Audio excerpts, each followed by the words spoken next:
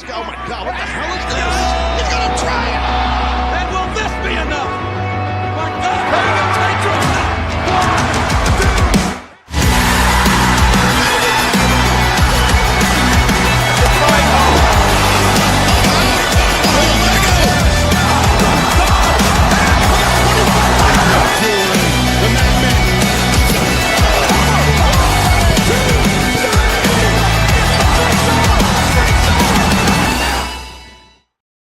What's up, everyone? Welcome back to another episode of Ruckus Wrastlin. I'm Josh, alongside my tag team partner in this journey, Justin Toner.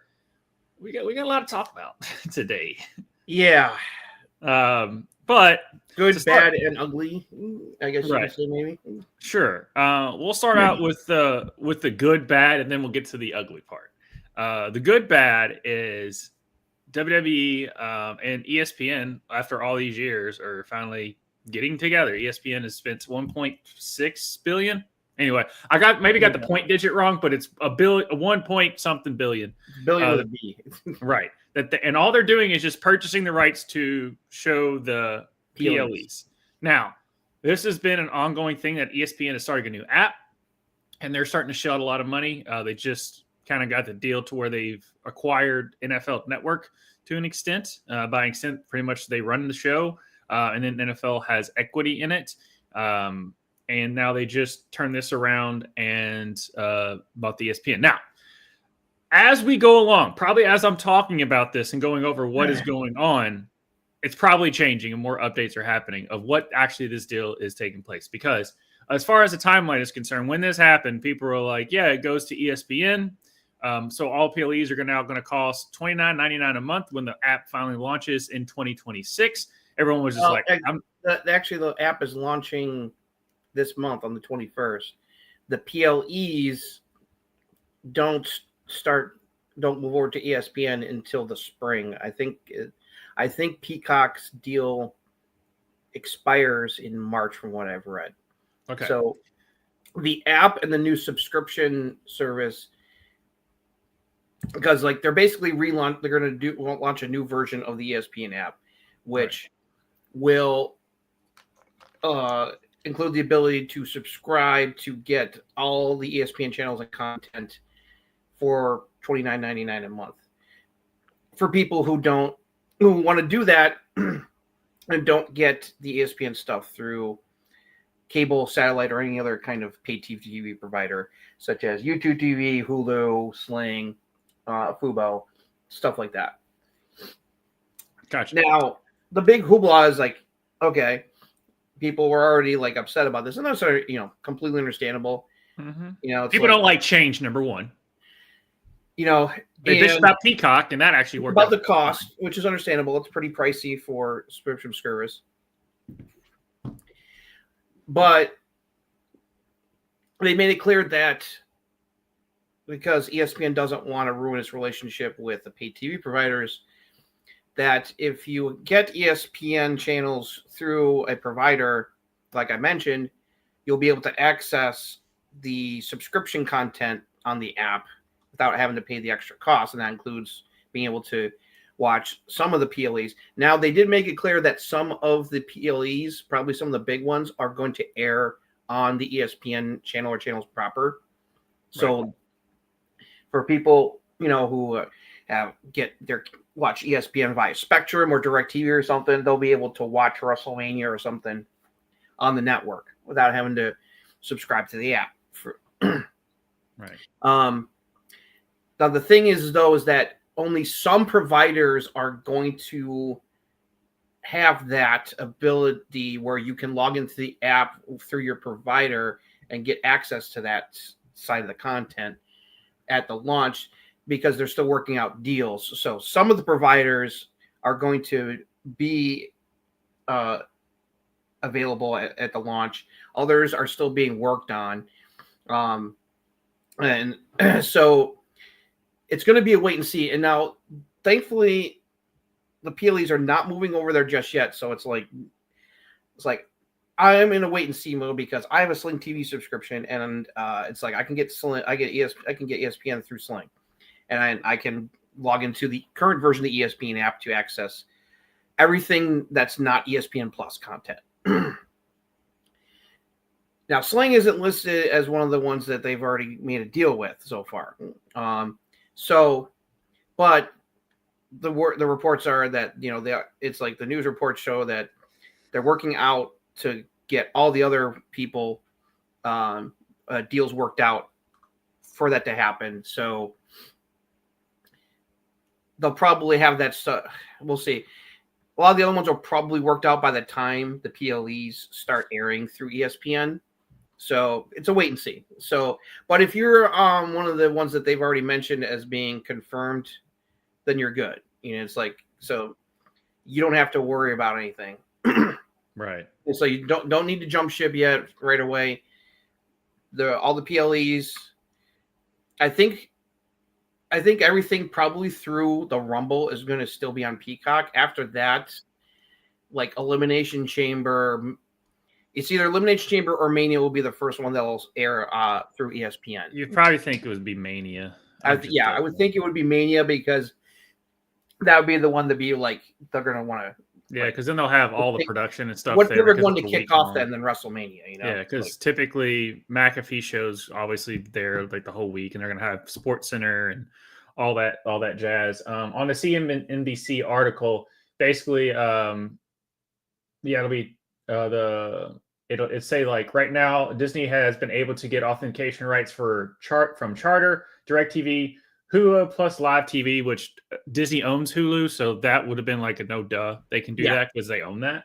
Fubo, Verizon, Fios, and some smaller pay TV operations, but they're still working on Comcast and Xfinity customers, YouTube TV subscribers, Dish Satellite, Sling, or users or Cox cable providers, subscribers. So this is a basic thing of people like, oh, it's going back to cable. I'm like, but it's still cheaper than what cable used to be. Trust me, I know. And it's like you just wait things out and you'll be able to watch the PLEs without having to go for the $30 subscription. Now, if you're not currently, don't have cable or satellite or don't subscribe to a pay TV service that's a streamer like YouTube TV or Sling or whatever, then you're going to want to go for the app. If you're right, it's going to be it's more than doubling what you're paying for Peacock currently, but that's what they're trying to do. This is about the money. It's like ESPN shelled out a lot of money to make this deal. Now, like ESPN's app, by the way, it's not WWE. A lot of people are like, "Oh my gosh, WWE!" I was like, no. They have all they care about is that $1 billion that they're getting. Yeah, and by them, I mean TKO. And then people are griping at Triple H. I'm like, we can gripe about Triple H here in a second. This is not a Triple H thing. This is more of a con. Now here's the thing: is that this is only the PLEs, right? AKA the pay-per-views, are the only things that are going to air through ESPN. Other stuff is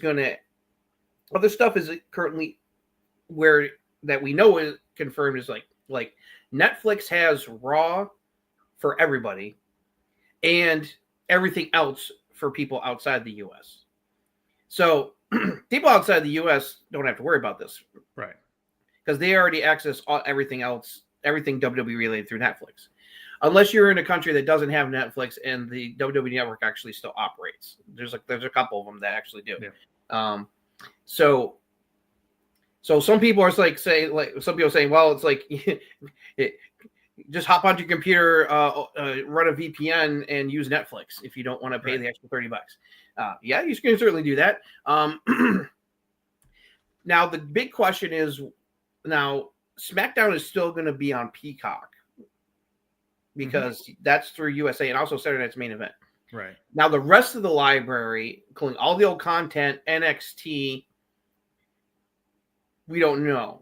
Like the NXT PLEs were not part of this deal. It's only the main roster shows that are going to air on ESPN.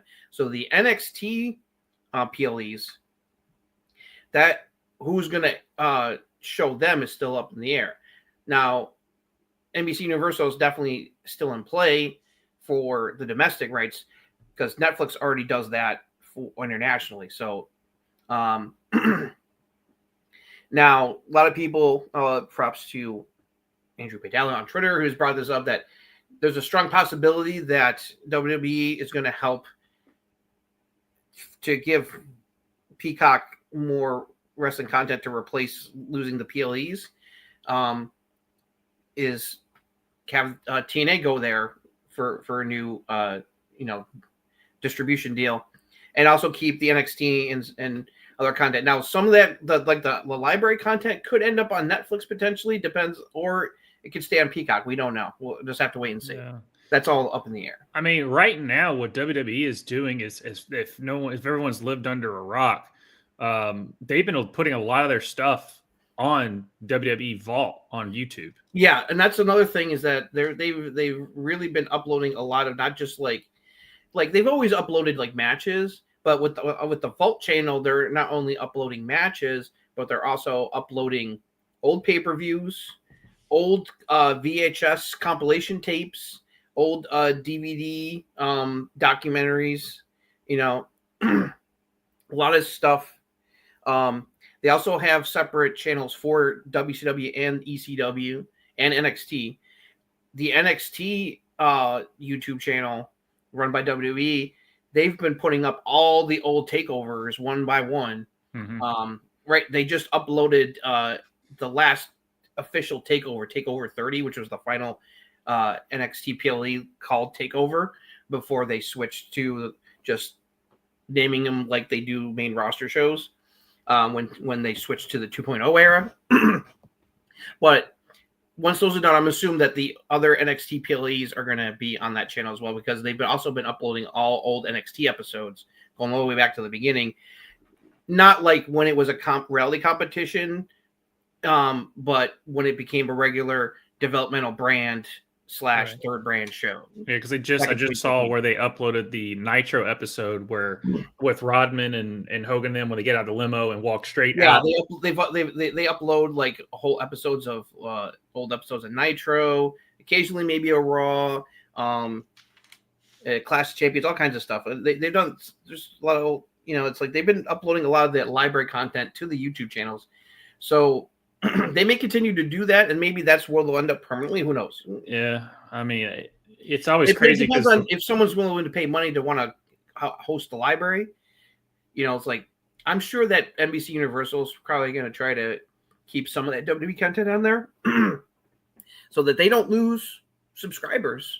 Right. I mean, they I think I just saw today where as soon as this deal happened, they're like, well, we're up on our monthly charge because we got to make up, I guess, for the loss of subscribers that we're going to get because of PLEs going. Yeah, some people are gonna leave Peacock because it's like they got the subscription just for the PLE. Some people don't care about the old content.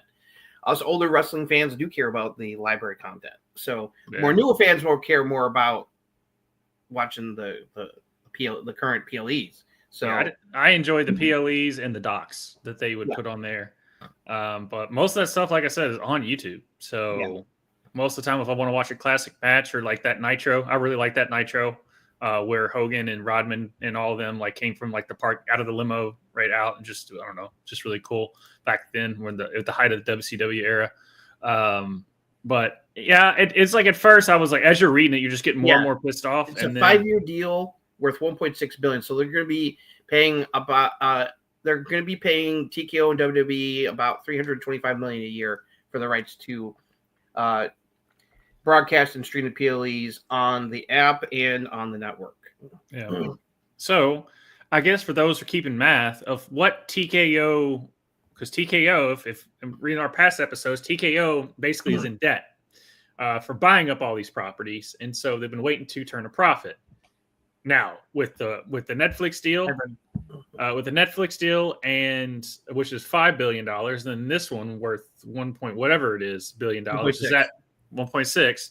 Does that put TKO? I don't know. I need Sean Ross Sapp and all those mathematicians out there that keep up with this on the regular that don't have another job to let me know. I think I think it's going to go a long way to squaring out the debt that they incurred by purchasing WWE and UFC. Yeah, because it's like they incurred a lot for both of those shows, so we shall see. But yeah, it's there's pros and cons to this. There's pros for WWE and cons for the consumer. So it's it's not the most controversial thing that WWE did this week. So no, but let me just go you through my mind aspect. When I first saw it, I was like, this is not going to be good because it's change and no one likes change. And then as I'm like $30 a month, I'm scrambling. I'm calling my buddy who has like the bundle, like the Hulu Disney Plus, which Disney and Hulu are coming into one app, by the way, in 2026 as well. But that's nothing to do with the show. But I'm just kind of going over what's all the changes going on. Yeah, because some people have the Disney, Hulu, and ESPN Plus bundles. Right. So I called my buddy. I'm like, do you have that bundle? Because if you have ESPN, then therefore he has ESPN Plus, and I can just, as everything would happen. So I was like scrambling around trying to figure out, as we all do, we'll figure out a way to watch this without having to pay. I have Sling TV, and I was like trying to figure out. I didn't. My current subscription didn't have ESPN included, so I had to change it to put ESPN on there and wait and see what happens because so once Sling is confirmed, I'm good to go. Because otherwise, I'll have to figure out either have to switch to a different streaming provider like Fubo. Fubo will probably be the one I go to. Although it just depends on the pricing because those ones are a lot more. They're much more pricier. Sling, honestly, Sling is one of the best ones out there because their prices are like half of what you pay like Hulu, YouTube, and Fubo. They start at like $45 for their initial packages. There are two packages. They have like two packages that have most of the same stuff with some differences. One has more sports than the other. I had the one that didn't have ESPN and some of the sports stuff on it. So but you can get, if you pay like a little bit extra, you can get them both fused into one. Right. For a little bit more. It's complicated. Some people are like, I want to go back to cable. I'm like, cable, trust me.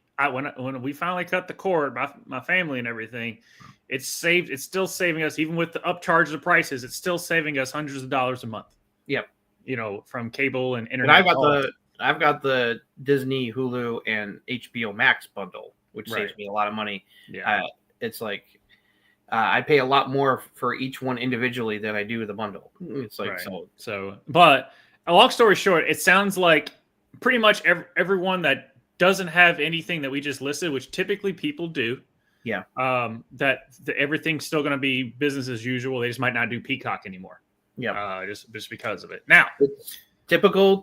Like we're going to continue to make money because we're red hot and people want us. And why? Like people are like, I can't believe it's all greed. I'm like, if someone offers me $1 billion for the product that wants to do that, then yeah, I'm gonna do it too. Like, WWE is extremely popular and alluring. It's like people are going to the shows. People, it's like we'll talk about them expanding the 2-night SummerSlam because it looks like they're going to expand more of certain other PLEs probably to 2 nights as well. We haven't gone over SummerSlam yet, but just to piggyback on what Justin's saying, I was satisfied as hell with it. So I mean, it looks like that SummerSlam 2 nights. I was mostly satisfied outside of the obvious, which we're going to get to. Right. So we can go into it right now, but overall, this deal it just depends on where you're now. It's just changing where you're watching it, but it's not going to change the money out of your pocket. Is what it kind of comes down to, unless you don't have any of the other things that we've listed. It depends on if you subscribe to a certain thing or not. It's like me. Otherwise, you may end up having to just get the new streaming subscription. So on to the ugly part, which is Brock Lesnar is back. We've on this channel have kind of restrained from talking about this case because it's still going on. So even though we are a people of 100 views, and thank you all for everyone that tunes in and watches us weekly, but we also don't want to take, that they will go after anyone for legal action. So we don't like to talk about it because it's not resolved yet. And this is why I don't really care for the fact that he's back, because he's involved with it and it's not done. Now, granted, he's not charged with anything. And he's just listed 44 times, but he is listed, and it's not a good look. For those who don't know, and I'll run through this. What he was interested in doing is extremely disgusting.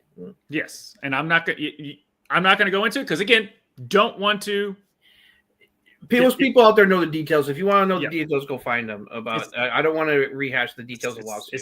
It's basically people. That lawsuit is still ongoing, and WWE is still a part of that lawsuit with Vince. There were some very, very favors. The only change is that Johnny Ace got out of the being named in the lawsuit by agreeing to turn against Vince and testifying him, basically throwing Vince on the bus to save his own ass, which, shocker.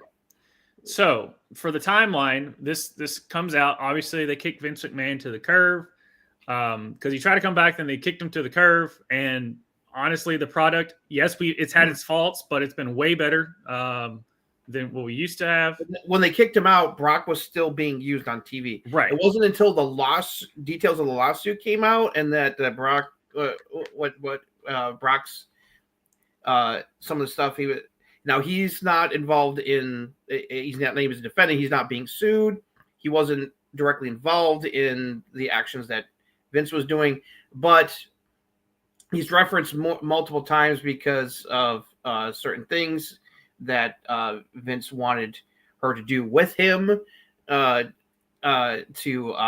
incentivize him staying with WWE. Right. And that's all, This has everything to do with the court of public appeal and not the actual court. This is what this is. So, as someone said online, did he do anything illegal? No. What he did, he described in the lawsuit, he did pretty disgusting. Yes. Yeah. So this is all allegedly. Allegedly is the sponsor of this segment. Yeah. But they basically were like, he was supposed to be at that Royal Rumble. He was supposed to be a match against Gunther. Like that was all planned out. And they said no. He wasn't even in the video game. At the time, like they just totally took. Now he appeared as like a person. The last time he appeared on WWE TV, ironically, was SummerSlam 2 years ago when he fought Cody. Was the last time he was on WWE television. Yeah. So at the end of SummerSlam, John Cena is doing his thank you all. It was awesome, and then Brock's music hit, and I'll just from my perspective, I just kind of shook my head. I was like, oh, this is gonna be fun, and like let's just see the internet go wild over this because. My reaction was a little bit more of anger and disgust, and that this is gonna be a dumpster fire on the internet. Yeah, because I was just like, I don't know what the reason was, but you want to know what matters to WWE is that pop that he got. Yeah, that's the thing, and there are plenty of people who are upset that Brock came back, and it's about him being named in a lawsuit, and that obviously WWE doesn't give a fuck about that or how people feel about it, or people who just don't care for Brock. Period. It's like mostly about the lawsuit and the look, which is not a good look. It's not. I find this decision. Despite he's legally cleared, that doesn't matter. The look, the optics are very clear as that WWE doesn't give a fuck what anybody thinks. They're doing this because they want to make money. Yeah. And then they have fucking Paul Heyman go on Ariel Helwani and tells people to you want to bitch about Brock being back, get over it. No, fuck you, Paul. I'm sorry. People don't. You can't talk to people that way. People are justified in how they feel about it. It's like, like that really pissed me off. Yeah, I'm not. And then they tried to first say that it was John Cena's idea. Then John Cena's come out and be like, no. Triple H was insinuating that maybe it was Cena's idea to bring Brock back, and Cena was like, no, no, Triple H, you're not throwing me under the bus for that. And he's like, no. Hey, and then I had nothing to do with the decision to bring Brock back. Yeah, and then Michael Cole on Raw was just like, this has been going. Nick Khan and Triple H been working on this for months. So it's just basically let's just wait enough time and to where people never say never in pro wrestling. No, it's not at all. Because Brock isn't the only person with that's done crappy, shitty things that are still working, and other brands too. So and and this is not an AEW versus WWE thing. People try to make it out of that, be like, well, what about Jericho? What about Darby Allin and Don Callis? That doesn't matter. It's like, don't try to use this as a WWE for AEW thing. No. But at the end of the day, I mean, I know to quote your boy JD from New York, all of you are still going to tune into Raw. All you still going to tune into SmackDown. So you can sit there on your Twitter all you want. they're choosing to tune out, and they have a And right to do that. And They have the right to do that, and I don't blame them. I know someone who is doing that, and they have every right to do that. And I don't think it's a wrong decision. It's like they don't feel like they want to continue to watch the content. That's fine. I understand it.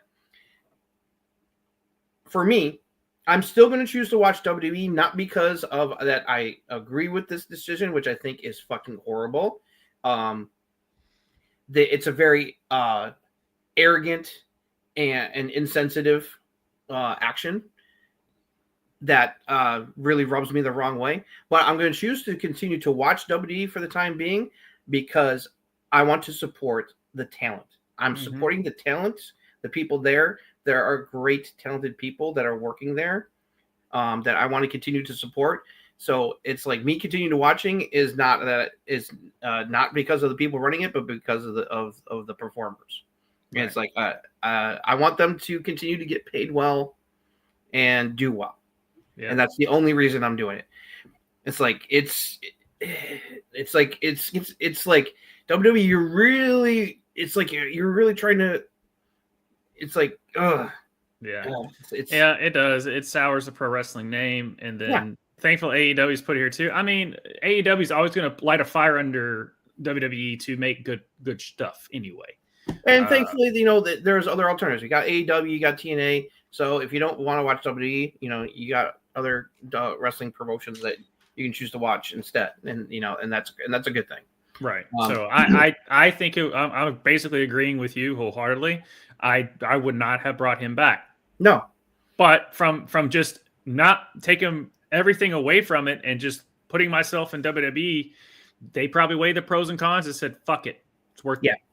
And that, like I said, going back to it, I'm repeating. You're not worried about the cons, and no, because as you saw that pop and you see all the discourse going online, and there's people who are happy he's back. Right. I'm not.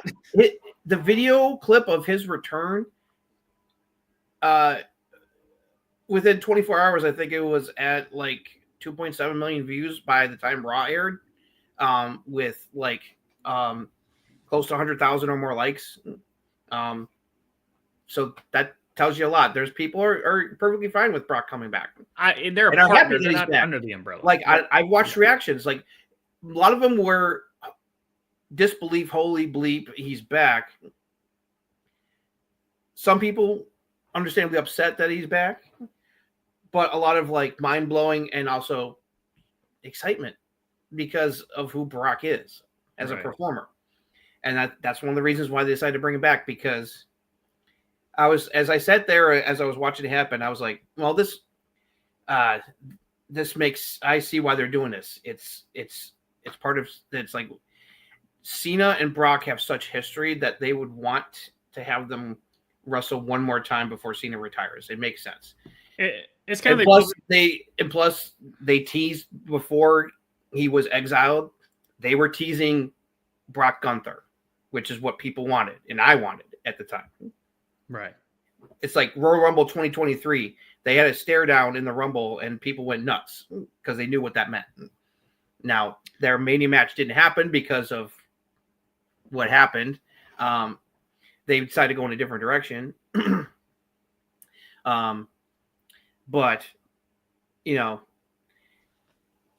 they're going to use him. They feel that, he's going to draw people in, and that's a sad, and it's a fact that, Yeah, to do a Colin Cowherd take, which is basically doing like real life stuff for depending on that. They're not under the umbrella per se; they're more of a partnership. But TNA also brought back Tessa Blanchard, and Moose is on the roster. Yeah, exactly. It's like TNA brought back Tessa Blanchard. It's like and Moose has some controversial stuff too. It's in the same vein. It's like it's like. You can make criticisms of AEW that's like that it's not to that level, but it's like they've had Moxley on TV as the heavyweight champion, even though he is named in a lawsuit that's ongoing that names him, that he and AEW are being sued for medical bills because of a thing that Moxley did to a crewman that apparently was not scripted and he was not informed of, and he ended up getting seriously injured, and he is suing them to get compensation for his medical bills, Right. and that suit is ongoing. Yeah, but I would put it as So while that suit is ongoing, he's still been on TV. He's been the champion. He's being primarily featured while him and AEW are being sued. Yeah, in an ongoing litigation.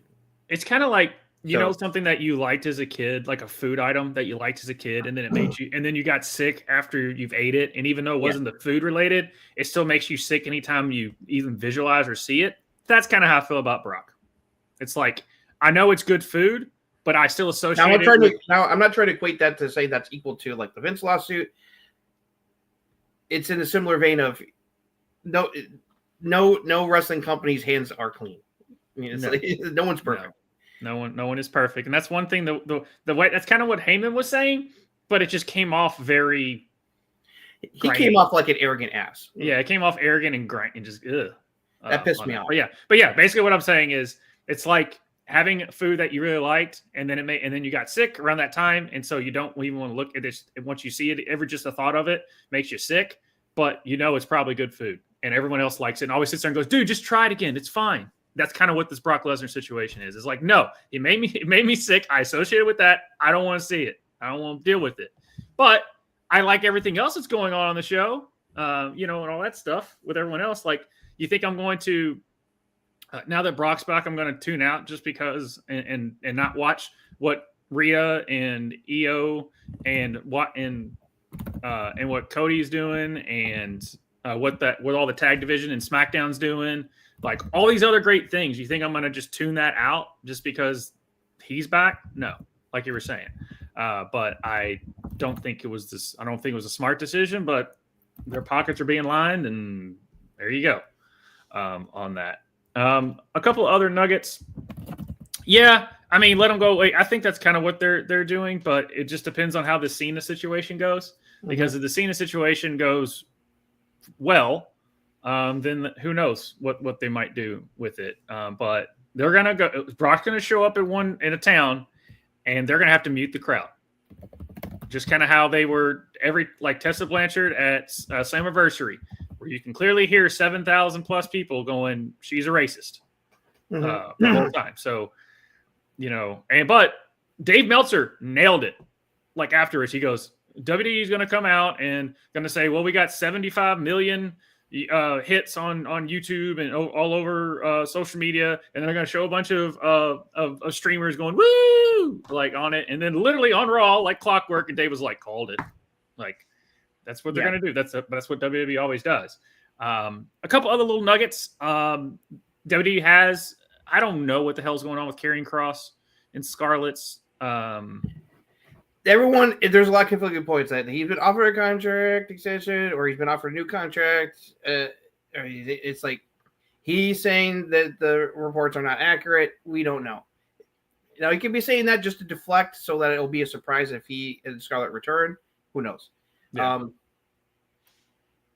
We'll see what happens. It would be nice for them to resign and stay because of all the work he's put in this year. It would be very disappointing if he's let go. It's like we don't know. We'll see. Yeah. Another nugget a couple nuggets from Legends. Gunther was on Undertaker's podcast, and Undertaker basically was salivating, talking to Gunther and saying, "You would make me want to come to my retirement, but I got nothing left in the tank." Yeah. And then Michelle McCool was like, "We get it. You like Gunther. Can we move on?" I thought it was hilarious. Right. And then Taker is a massive fanboy of the Ring General. Yes. And then Gunther was bringing up about how he always liked Undertaker, obviously being a bigger guy, but also the fact that they always have Brett and Shawn and like all these great matches. They stick Undertaker with Giant Gonzalez and Trash Man and all these not good workers, but he would do everything he could to make the best match out of it. So those little nuggets there, Brett. And then on the opposite end, Bret Hart came out and said he doesn't like Gunther because he actually hurts people. And when he wrestles, he didn't like to hurt people. And I'm like, it's the chops. Didn't you wrestle over in Japan? Like, did you not do strong style? Brett's not a fan of chops, especially the kind of chops that Gunther does. Right. He's been very vocal. He's not a fan of the chop. Like, he didn't like getting chopped by Ric Flair. Right. So, hey, everyone's got their preference. Maybe that's why. I don't know if he felt that way before or after the whole Goldberger is my favorite wrestler, not you. Right. Segment for me. I don't know, but But I will never deny when it comes to in-ring work. If Brett says it, it's kind of gospel because Brett is arguably, or to a lot of people, the best in-ring worker of all time. So but yeah, like you're saying, this Brett doesn't he likes motion. He always likes constant motion, unless it's or a long hold or something like that. But he likes constant technical motion. He doesn't like standing there and just chopping left and right. He just doesn't find that good. And it's just the sound and but I don't like certain death matches, and then certain death matches I do because I just don't like blood just to have blood. I think you're not telling a story. You're just hurting people, and it's like a gore porn thing. I just don't prefer that. So everything's a little bit different, but those are little nuggets there that I got. You want to go? Oh, and then also for everyone, we're just going to go over SmackDown briefly, just because of the two big news things that happened, and then we're going to go right into SummerSlam. So last thing is couple of well wishes for a couple wrestlers. Oh yes, Dustin Rhodes announced that he's got to get double knee replacement surgery. He's going under the knife later this month. Wish him the best on that recovery. Buddy Matthews ended up having to get surgery to deal with that ankle injury he sustained when they were down under in Australia earlier this year. He went under the knife today. He posted about it. Rhea was there at his side as you would expect. So hopefully, he'll be back in the ring sometime soon. And then the one that's really scary is that Jonathan Gresham, former RH World Champion and the husband of a WWE superstar Jordan Grace, revealed that he suffered 2 heart attacks on Tuesday, ended up in the hospital. Apparently the doctors believe it was due to complications from a recent bad case of COVID that he battled. He woke up, could barely move and talk, was able to call 911 and get help. Now this happened while Jordan was down in Orlando for NXT. They live in Atlanta. He said that somehow his wife was able to get to Atlanta real fucking quick when she found out, because she just happened to check the ring bell door camera that they have at their home and saw the footage of the EMTs taking him out of the house. Yeah. It was like, oh shit. So he's going to be taking some time off to recover and get checked out, make sure he's going to be okay. So he's doing all right now. So well wishes to Jonathan Gresham for a recovery, and hopefully he'll be able to get back to the ring sometime soon. And that had to be scary for poor Jordan Grace. Yeah, that's yeah. And how he was still able to function, because again, thankfully, knock on wood, I haven't suffered one of those. He could move half of his body, so it's it took him a while. It took him a while to be able to dial 911 for help. Yeah. So it took it took him 30 minutes to dial 911. Jesus, that's scary. Yeah, I'm just glad he's still here, and hopefully he can get all of his movements and stuff back. Because I don't, Yeah, the Hounds of Hell are out of commission for the time being. Yeah, that's why they've paired Brody King with Bandito, because who knows when Buddy's going to be back. Julia Hart's with they should have just been called Sin. They broke Julia off. She's formed her own faction in the women's division. Should have just called Sin, not this weird long ass name that doesn't really matter. Doesn't make all right. Yeah. So SmackDown real quick. John Cena did a babyface turn promo to Cody to open the show, ending the heel turn. Julia defeated Zelina Vega to retain the Women's United States Championship. Los Garza defeated Mr. Iguana. He's got an iguana. Shout out to Wrestle Talk that I can't help. Every time I see that, I have to do that bit. And Psycho Clan to retain the AAA World Tag Team Championships. Damian Priest defeated Aleister Black by DQ due to Black hitting Priest with a chair. He then kept using the chair and hit Black Mass to lay Priest out. The tag team title match, I feel like that's going to be a clash thing with Damian, right? And Aleister. The tag team title match. I heard that Priest was banged up like Drew, so he's going to be taking a little bit of time off probably to rest up. But when he comes back, he's going to be coming for Damian Priest. Okay. The tag team title match ended in a DQ due to Nikki Cross pulling the ref out. All the tag teams brawled, which led to Lawson announcing that they would all be in a TLC match at SummerSlam for the titles. So, real quick, touchdown. Yeah. But as far as real quick, Julia, she retained. I need the crowd to get behind her a little bit more.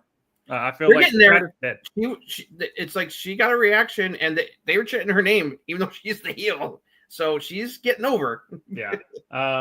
Dude, Los Garza and LWO getting some nice TV time and stuff has been Well, really I think well. the new AAA deal is definitely helping them out. Yes. Because like Los Garza are the AAA tag team champions right now. That's why Mr. Iguana and Psycho Clown showed up, which was really cool. I like Mr. Iguana and Psycho Clown are awesome.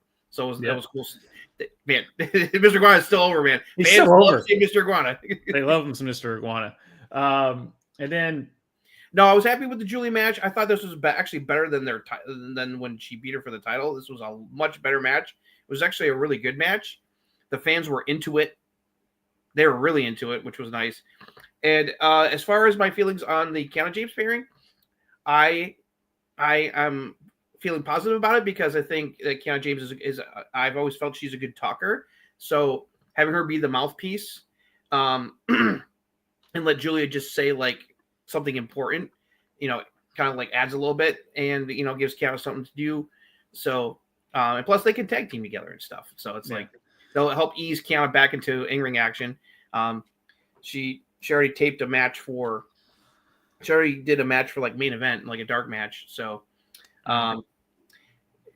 she looks good. So Mello just released something on Twitter. Mello's being very vocal about that. He's been sitting that he's about not being pushed properly, and I'm glad he's doing it. And the IWC is definitely and the IWC has been vocal in their support. We want we want Mello trended very high recently, so which is nice to see. So it's like stop doing Mello dirty, writing team, for the love of God. Yep. Now, as far as I can consider right now, this is one of the worst heel runs I've ever seen from a big time superstar. I think we can all say that now with John Cena. Yes, our bud John Ruckus, the Outlaw, as he's known in the YouTube sphere, was completely 100% right that the Cena heel turn was a failure. It was going to be a failure. He said it was going to be a failure. He didn't poo-poo the heel turn itself, but he said it wasn't going to work, and he was correct. So the heel turn is still going to be watched. Yeah, the way the heel turn was executed was great.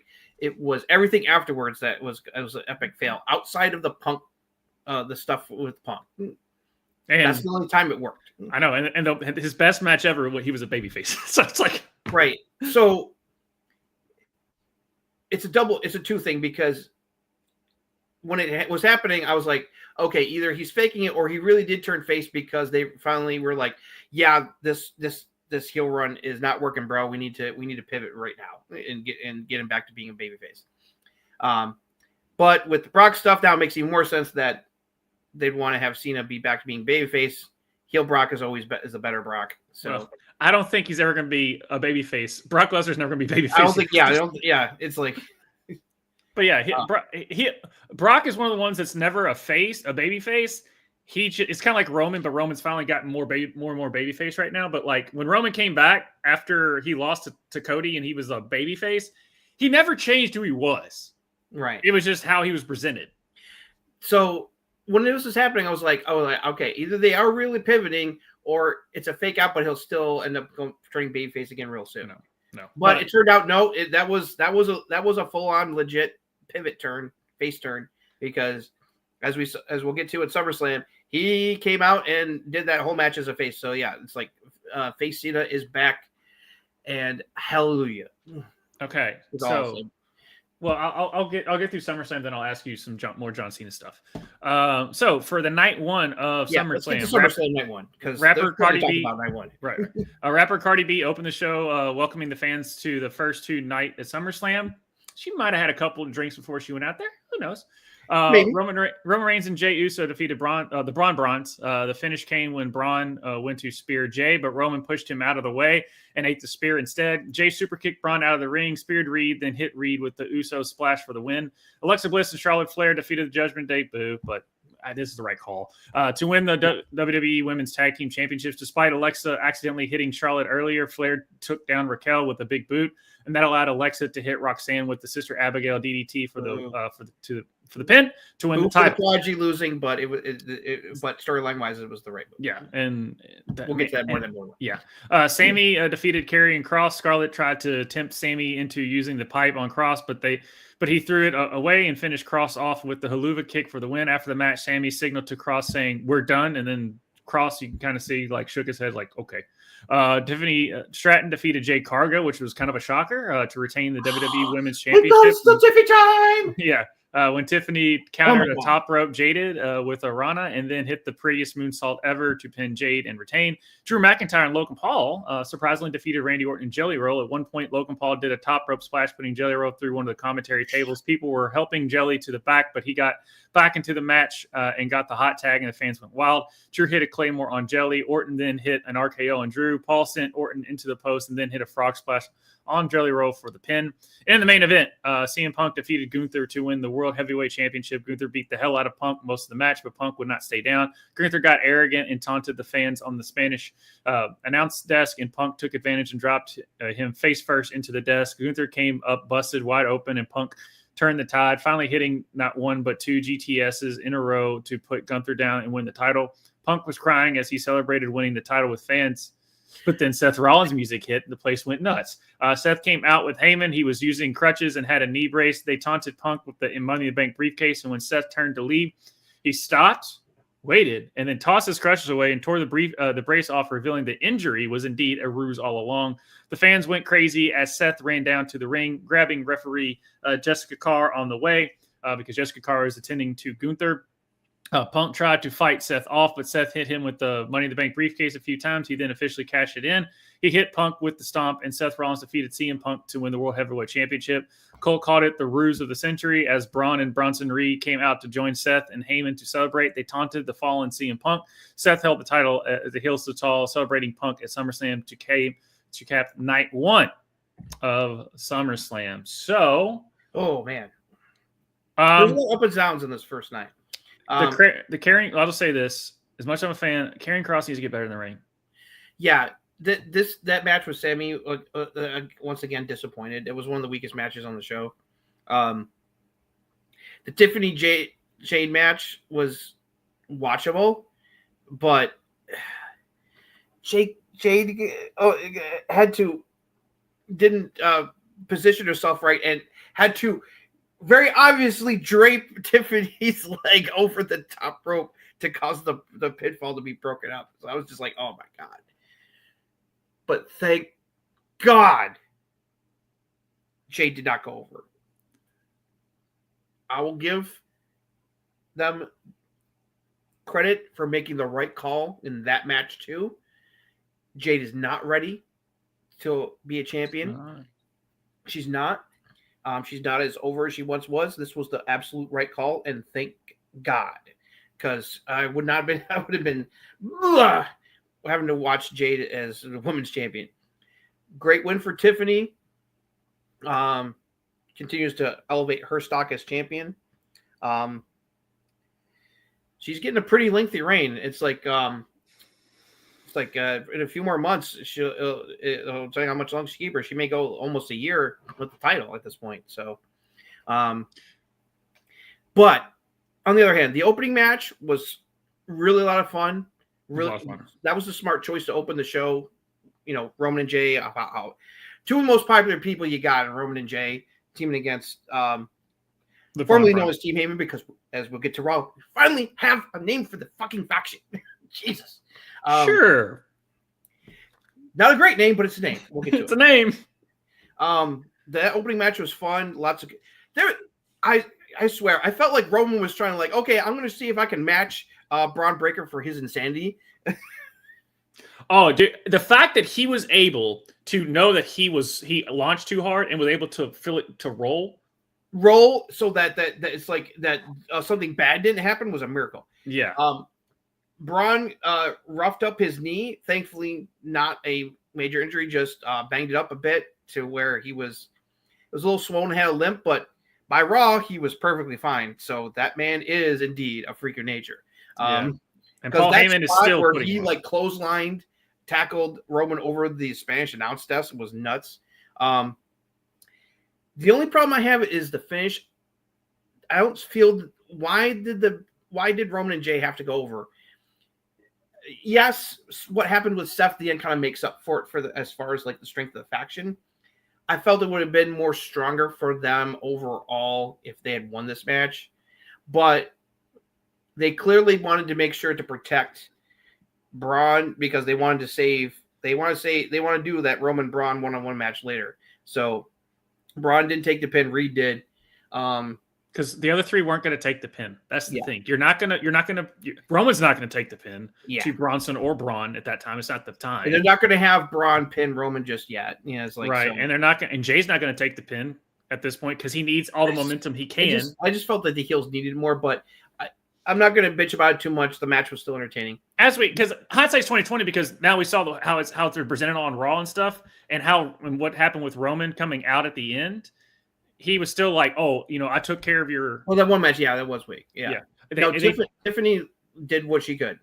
That's the reason she still got the belt. But to go back to this match, and like how everything's done is like you had to be like, Roman, he took care of the lackeys. Now he's coming after Seth, but he still has the numbers game. So that's why I'm with you. I would have rather Braun and Braun, build up more, but they really didn't lose anything. They're still. Like what they did on Raw is still making them getting the heat, so it's like it's all good.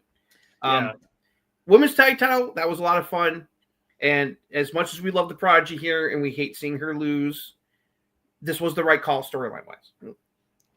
And what's happening with Jade is the opposite of what's happening with Raquel, because Raquel has gotten so much better so quickly. Now maybe it's the tag team stuff, but even her single stuff, like obviously she was good at NXT, but since when she kind of went out with her skin stuff, and so she got out of the ring, she was a little bit rusty. And plus, the titles are on Alexa and Charlotte, and so they can show up on all three shows. Right. So that helps add more star power to both Raw and potentially NXT. Decide they need to go down there to defend the titles. And they've got a good thing going.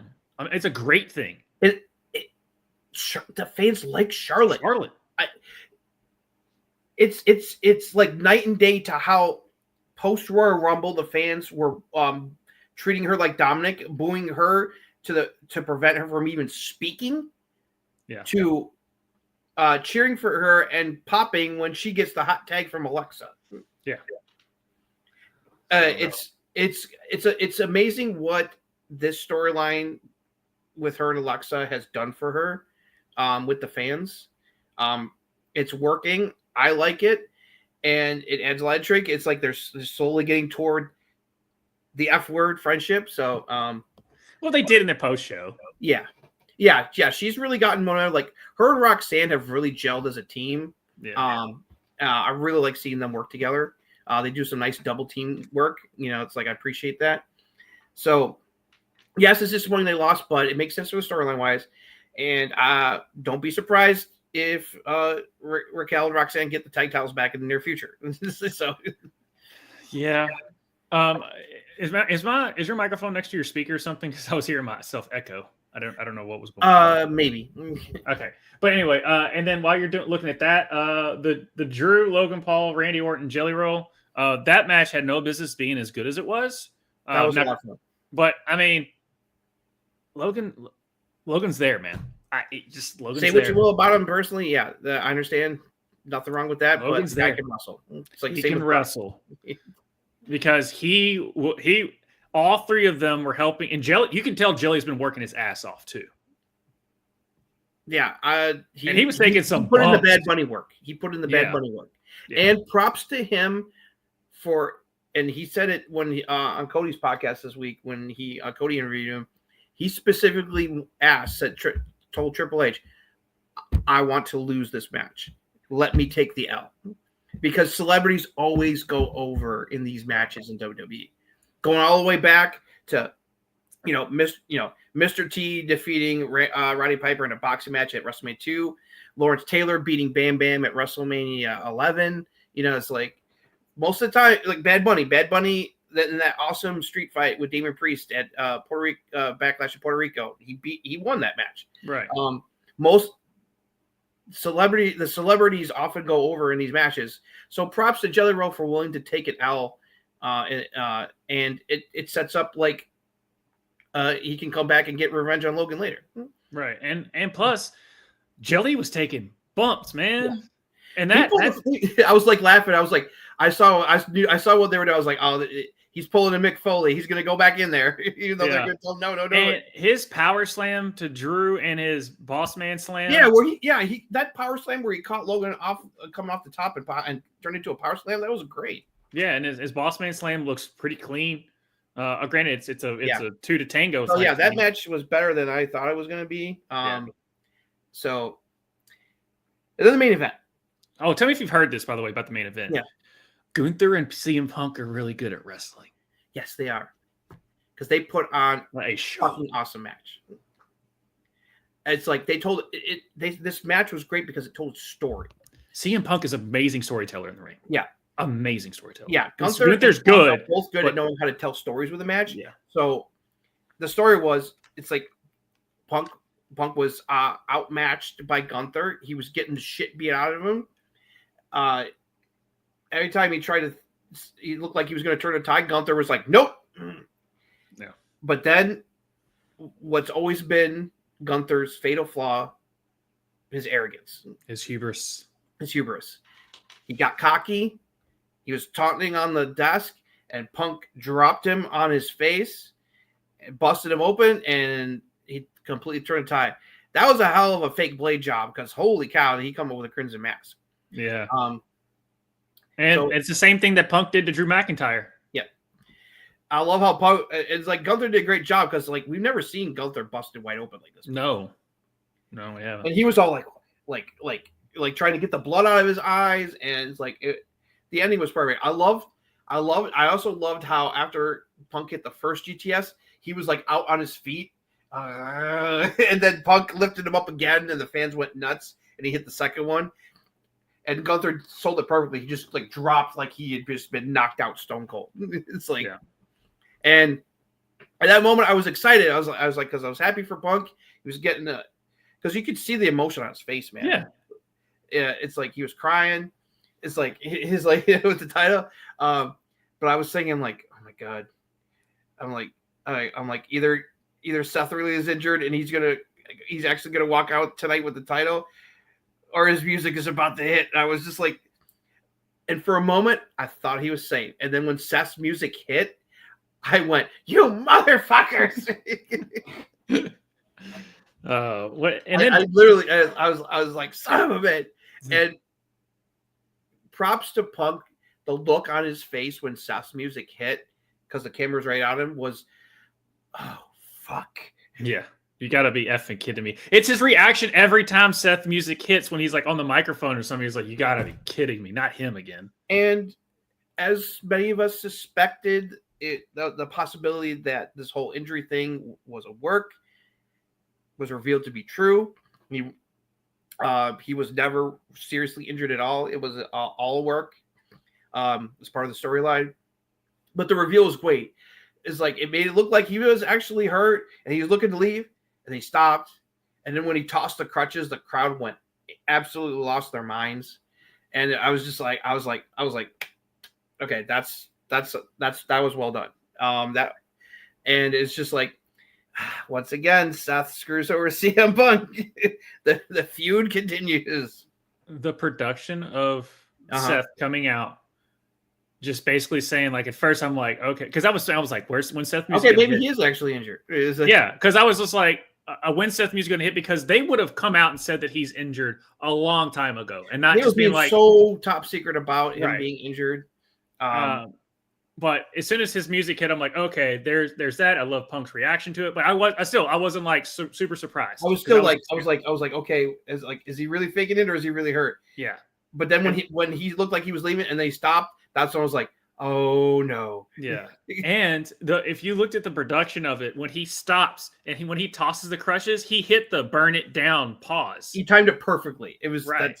It was incredible. And then Becky in the back saying, blah blah. Yeah, Becky put out on social media a video of her in gorilla watching this happen and going, "Oh, I'm sorry," because she put out like a video on Instagram and social showing that walking down the street with their daughter and Seth was had the knee brace on the crutches, and as Seth revealed when he was interviewed by Rich Eisen, that yes, Becky was in on the work. She wasn't thrilled about it because she had to lie to friends and family. She wasn't thrilled about it, but she agreed to help sell it that it was legitimate. My favorite part was that he explained to their daughter that Daddy is pretending to have a boo-boo for work, okay? And then she went and told her teacher at school. So it's like people like Meltzer's like, well, Meltzer was the only one that came out and was like, I hear it's at work. And I forget who they. One other person heard that said before the injury, what happened at Saturday Night's Main Event happened, that they were hearing that they might work a fake injury angle with Seth or something. Yeah. So it kind of leaked out there, but people still weren't sure because it's like you never know. But the way that they were being all hush-hush about the injury and nothing was leaking to dirt sheets made everything very sus. So the possibility was there. I was 50-50 on it, but it's like the one report I can't believe is right, or like I keep hearing, is the fact that Braun and Bronson weren't in on it. I'm like, why would you keep them in the dark? Well, storyline-wise, he said that. It's like I don't know if it's like maybe I don't know. It depends on how. They definitely kept it very low key, like they did the Cena heel turn, where only a couple people know to make sure it didn't leak out to out to the internet. But that the cash in was well executed. So it's like JD for New York actually argued that he felt that this was better than his cash in at WrestleMania. Even so much was like, nah, bro. No, dude. It's good. The heights of the century. I did not see that one coming. This one was like, it could happen. Yeah. Plus, that was before. This that was when Seth a top tier cash in just because of the fake out with the injury. And it's funny how it's like he did the cash in at Mania, and then 10 years later he performs another memorable cash in at SummerSlam. So it's like, but no, that cash in at WrestleMania, for one, he did it against Brock and Roman. And on top of that, no one was expecting Seth to go after that title. Yeah. So the fact that he did that. So yeah, that one was more of a surprise than this one was. Yeah. Although it's like people, it's like even I was like, I think it might be a work, but I'm not 100% positive. So, right. But so with me at this point, I'm like, all right, dude, night one delivered. Yes, some matches underwhelmed, but they weren't terrible. They weren't the Karrion Kross. Sammy, the main event, everything with the main event between Gunther and Punk delivering a awesome main event match to the execution of the cash in. It was a great way to end the first night. Yeah. All right. To the second night, night 2. Naomi defeated Rhea Ripley and Io Sky in a triple threat match to retain the Women's World Championship. When after Rhea hit a second rope riptide on Io, Naomi came up from behind and rolled up Rhea and grabbed a handful of tights to pin her and retain. The Wyatt Six defeated Andrade and Rey Fenix, DIY, Fraxi, and the Motor City Machine Guns and Street Profits in a tag team tables, ladders, and chairs match to retain the WWE Tag Team Championships. The Dudley Boys and the Hardys were at ringside as special guests to watch the match. Lots of insane spots, but the Wyatts fought off Andrade and Phoenix to climb a ladder and claim the titles. Becky Lynch defeated Lyra Valkyria in a no disqualification, no countouts match to retain the WWE Women's International Championship. Bayley showed up to stop Becky from using a crowbar on Lyra. They brawled, and later Bayley went to hit Becky with the chain, but she ducked and Lyra got hit instead. Becky then hit Lyra with the manhandle slam to pin her and retain the title. Lyra can't challenge again for the title while Becky has it. Solo Sikoa defeated Jacob Fatu in a steel cage match to retain the WWE United States Championship when Tala Tonga hit Jacob in the head with the cage door, which allowed Solo to escape the cage and retain. After the match, a beatdown was attempted in the cage with handcuffing Jacob to the cage, but he broke the cuffs off, got help from Jimmy Uso, and fought back, and then jumped off the top of the cage with the mighty moonsault onto a standing Tonga Loa and JC. Then Dominic Mysterio defeated AJ Styles to retain the WWE Intercontinental Championship. When AJ had Dom in the calf crusher, his boot came off, allowing him to escape. When the ref was distracted, Dom hit AJ with the boot, then hit a frog splash off the top for the pin. A replay showed Dom loosen the boot on purpose and nod to Eddie. And then in the main event, Cody Rhodes defeated John Cena in a street fight to win the WWE Championship. Cena came out to his normal babyface entrance and confirmed his turn back to babyface was legit as he fought Cena as a face the entire match. They fought all over the ring arena area and into the crowd. Weapons and tables were used. We got multiple finishers, kickouts, but the end came when after Cody hit a cutter off the top rope, threw a table on Cena. He gave Cena a final salute and hit a crossroads to pin Cena and become a 2-time WWE champion. After the match, Cena presented Cody with the title, and then they hugged. Cheers. Cody got emotional as he raised Cena's hand. He left the ring to let Cena have his moment. Cena stood in the ring while the fans chanted, "Thank you, Cena," for him. Then, just as he was about to leave, suddenly familiar music played, and Brock Lesnar came out to return to the WWE after a 2-year absence. The fan lost their shit, and so did Cole and Wade Barrett on commentary. He circled the ring, then got in. Cena went to attack him, but Brock hit him with the F5 and left him laying while he walked to the back. SummerSlam Night 2 came to an end.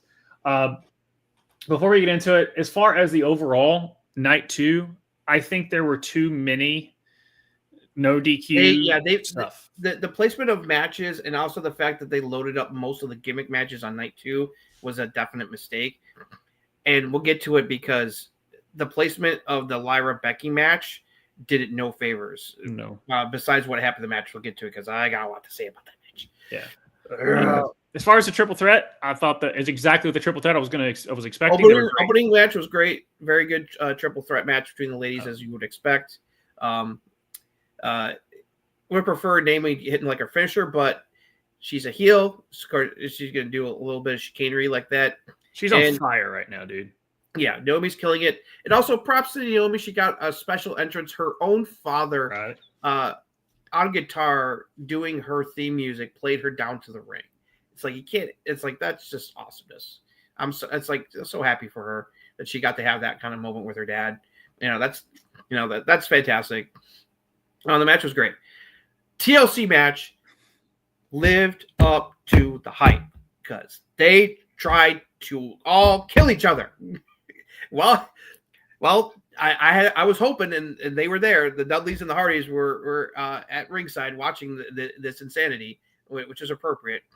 I saw some people like, well, why didn't they invite Edge and Christian? I'm like, dude, come on. You really think that they're going to allow them while they're currently contracted to AEW to appear on WWE television? Like, come on, bro. Yeah, no. This match was exactly what I was expecting to be, which is a big spot fest.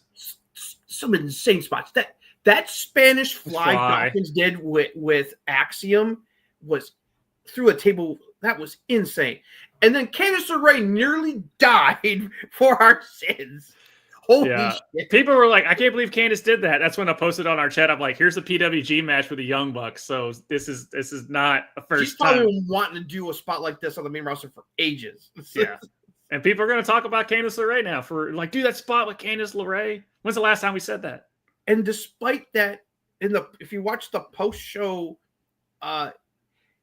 she was walking, and all she had on was an icing her arm. Right. So somehow she didn't come out with any major injuries, despite how nasty that fall and that ladder didn't just break; it fucking snapped. It crumbled. It crumbled. She looked like she was dead. Yeah. The spot. And I love that they immediately cut to Montez Ford, who was like, the spot where you thought they were going to do it. Props to Johnny Gargano for joking. I did not sleep on the couch that night. Right. In the hotel. Yeah. Because he was giving her thumbs up afterward. Right. He's like, oh, yeah, you're good? Okay. I'm going to go back to the match now. The spot where Ciampa's holding on and you thought they were going to do the spear and he pulls himself. He fucking was hanging. Like, I loved that they did the nod to the TLC from WrestleMania 17, but they flipped the script where Ciampa dodged the spear from Nathan Frazier and then somehow was able to hold it upside down stand.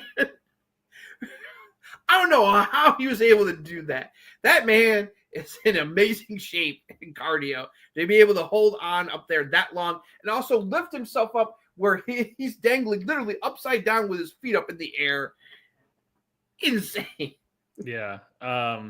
And I liked how too the tables had little holes in it to make sure the tables all Yeah, connected. they made sure that they did that so that they could properly stack the 4 tables for DIY to go through when they got taken out. Because that's a note to the TLC match too. Because that's that was another nod to TLC too. Yeah, because Bubba was the one that went through the 4 tables. Back then. So I like the little nods to the classic TLC matches, but with a twist, especially the Nathan Frazier missing the spear on Ciampa when he was hanging. I thought that was great. The White 6-1. Yeah, it's like they need to. Yeah, but I didn't care. The match was exactly what we were hoping to be. The only thing I will say, is I actually preferred the triple threat hour-long ladder match that they did, just because it wasn't because you had to put so many spots in because there were so many people. This one was you weren't really able to let it breathe and tell a story. Yeah. This one was tougher because you had 6 teams instead of 3. So yeah, I like the one post Mania from earlier this year when it was just the Profits, the Machine Guns, and DIY. But this was still awesome. Yeah. Yeah, it was still good for what it was like. This is exactly what I was expecting to be. And that 4 table spots around the ring. And afterwards, the Hardys put out a video after the show was over. They gave props to all the teams, said that they fucking killed it. They thought that the TLC match was great. So that was nice. And we're getting they've already said and they clubbed the one more time between the Hardys and the Dudleys that's going to happen in TNA at Bound for Glory, which was nice. All right. Becky and Laura, go ahead. Oh my fucking god, this match! This match was such a fucking hot dumpster fire, and it pissed me off because I was so looking forward to this match because I've loved this feud. I've loved this feud between Becky and Laura. They've had banger matches after banger matches. It's like their Backlash match was awesome. The Night Champions match was awesome. The triple threat with Bayley involved at Evolution was awesome. This match was a disaster. I'm not saying it was a completely horrible match.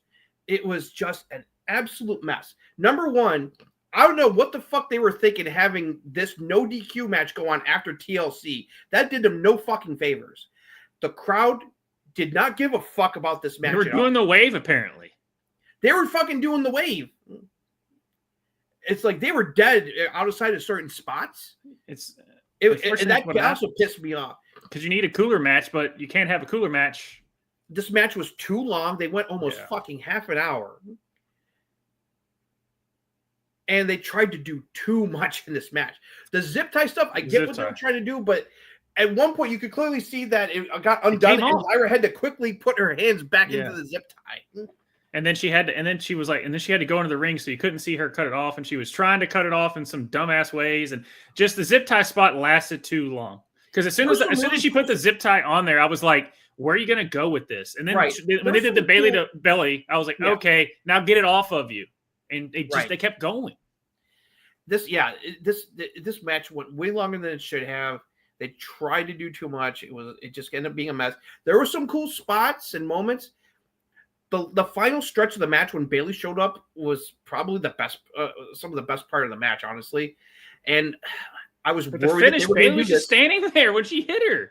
Yeah, and then she just stood there and delayed and didn't break up the pin in time. It looked like they looked even more like a dumbass.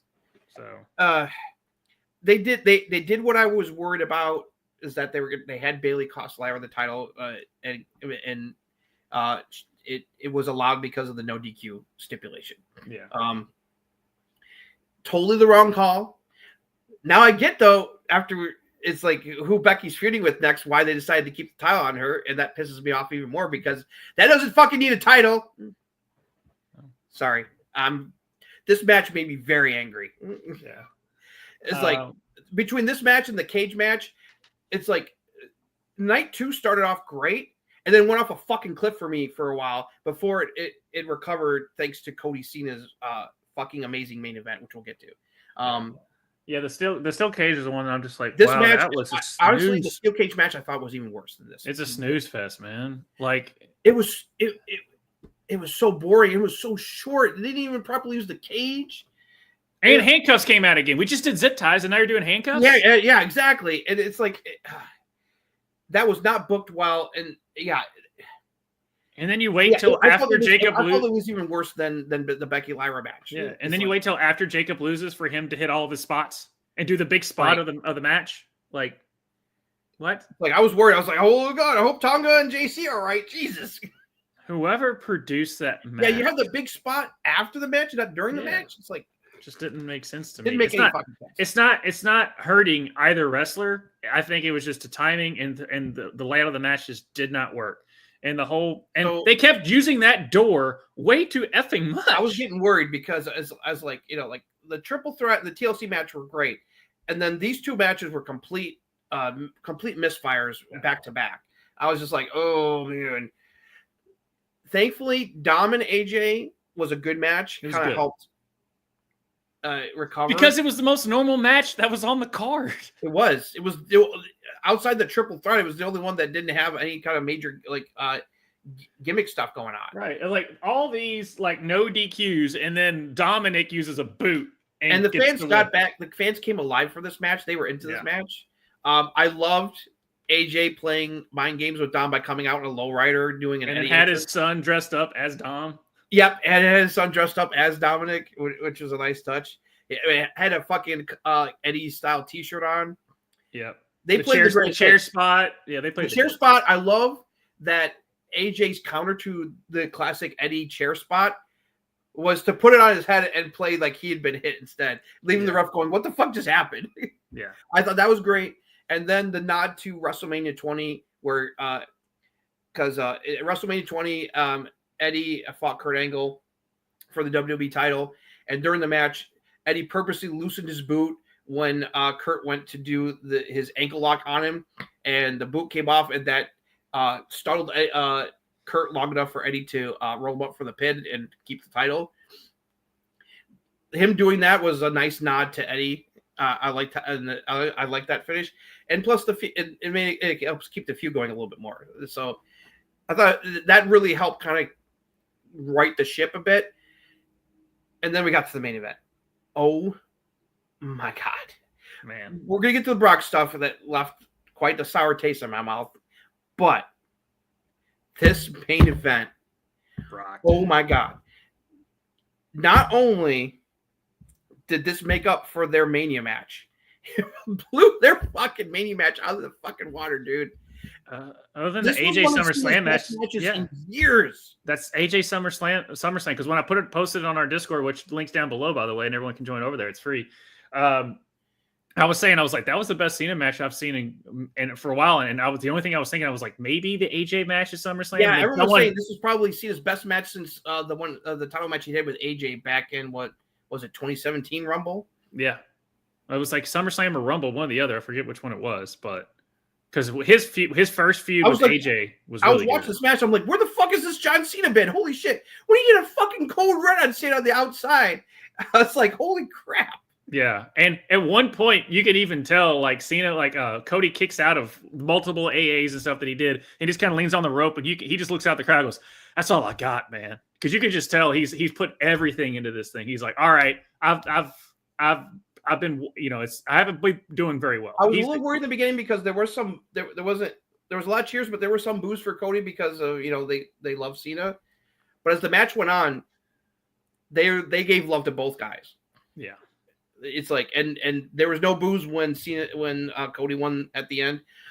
I loved the Cody Vader spot where he came up from the elevator with Cody on his shoulders, unconscious, and then fucking ate him right on the ramp, like he dumped him like he was a sack of potatoes. Yeah, that was fantastic. And the storytelling in it too, because Cena's just like, I'm doing everything I can, and Cody the whole time, everything at Cody in the most babyface way possible, including the kitchen sink, and neither one of them wanted to go down. No, and you can tell that the story that they were telling is Cody's the better wrestler. Like, he's passing the torch. John has done all he could, but he's just not. He doesn't have what Cody has anymore. And the whole time, Cody's like, he's throwing everything at him, and the whole time he's just emotional, just like, just stay down, man. I don't want to keep doing this. I don't want to keep hurting you. Right.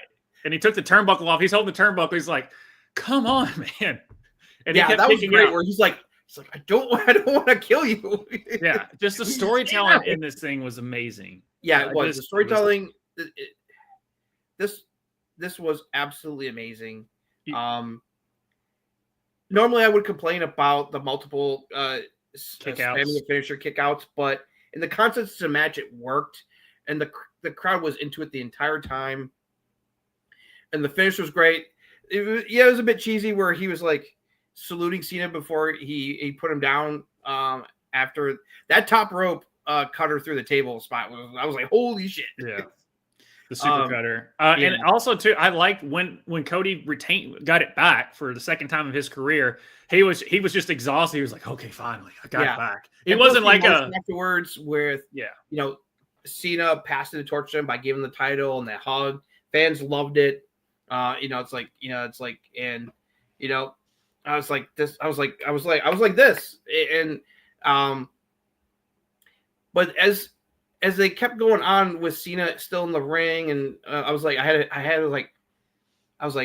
they had that wide shot where they panned to the top of the ramp. I was like thinking like, oh no, something's about to happen, isn't it? Please don't tell me it's a fucking Rock or some bullshit like this. I would have preferred the Rock showing up or Black return, because as soon as I heard that wee, I went, are you fucking kidding me?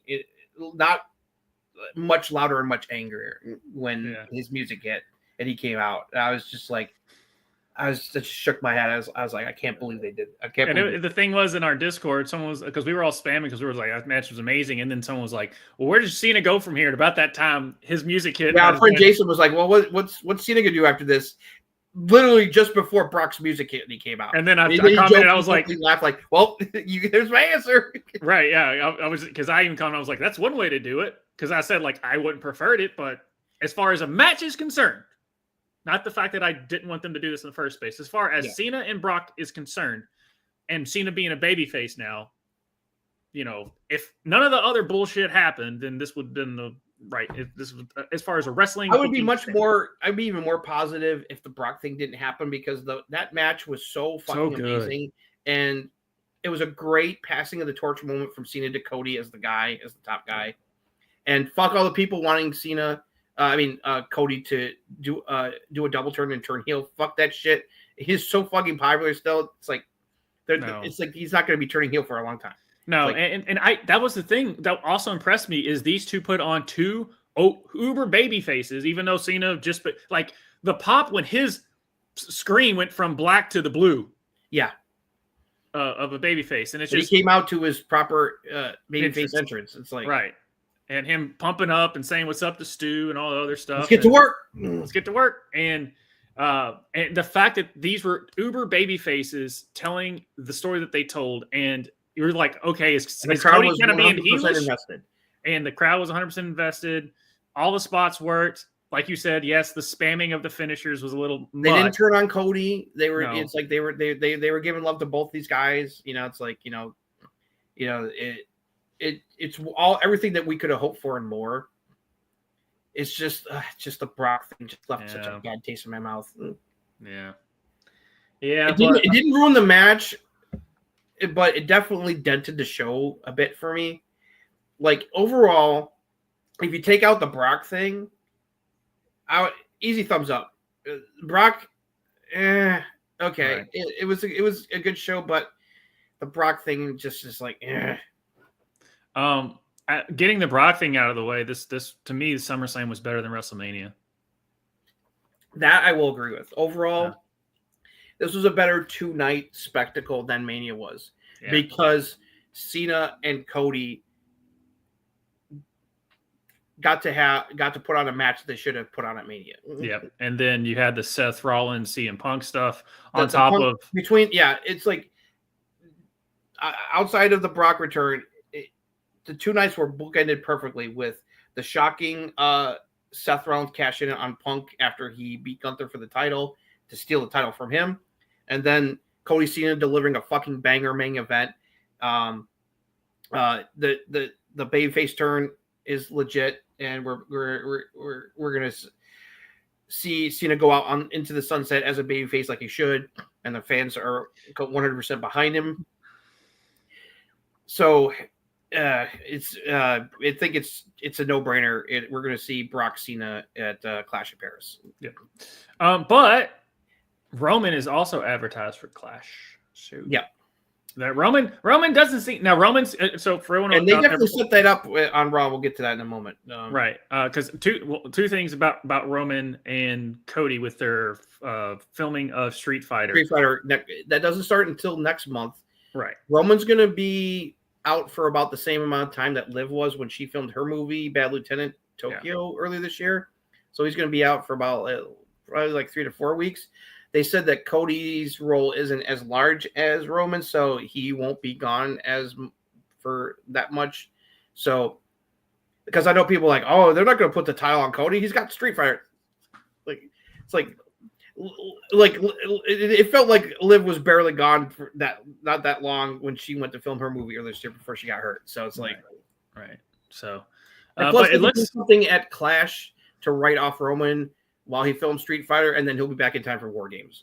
Yeah, pretty much. All right. For Raw, Seth Rollins came out to open the show with Paul Heyman, Bronson Reed, and Braun Breaker. Heyman introduced Seth as the new heavyweight champion. Seth then took the mic and shamed the fans for turning on him since WrestleMania for what he and his faction have been doing. Seth laughed about how everybody back there thinks that they are so smart and clever. He always has a plan B. Seth said plan B was so top secret because he only told 2 people, his incredible intercontinental champion of a wife, Becky Lynch, and his oracle, Paul Heyman. Seth said that they have achieved what they wanted to achieve because they are the past, present, and the future. Seth said that this is the way forward and that this is the vision. So we finally have a faction name. I figured this would be a faction name because if you look at the dirt sheets, they already trademarked it. And then and also they Cole and Graves referred to them collectively as the Vision later in the show. So, right. The Vision we finally officially have their faction name, the Vision. Right. LA Knight's music hit, interrupted to a big pop as he came out to confront the Vision. He congratulated Seth on his successful cash-in and winning the title, but wonders why he had to fake an injury to do it.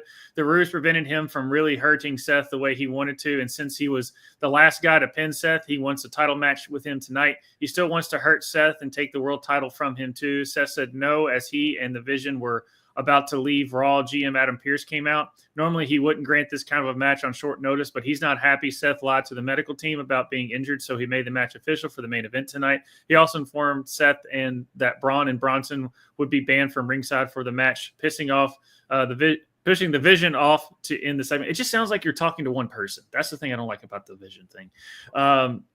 The Judgment Day was shown walking backstage where Dominic talked about how he retained the IC title on his 20-year anniversary. Raquel and Roxanne Perez left to work on getting the women's titles back. Dragon Lee and the LWO got in Dom's face. Lee challenged Dom to a match, and Dom accepted. AJ Styles then walked up to give credit to Dom for beating him at SummerSlam. AJ said he's still coming for the title. He's one of the best, and time is running out.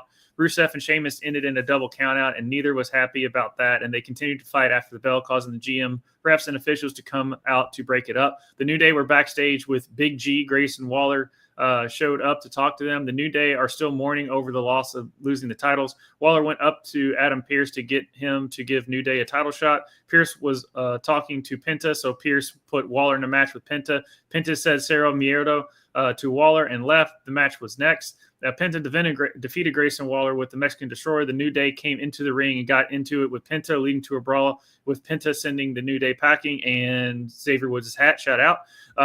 The women's tag team champions, Charlotte Flair and Alexa Bliss, were walking backstage when Rusev and Sheamus showed up in front of them, still fighting. Officials showed up to try to break it up.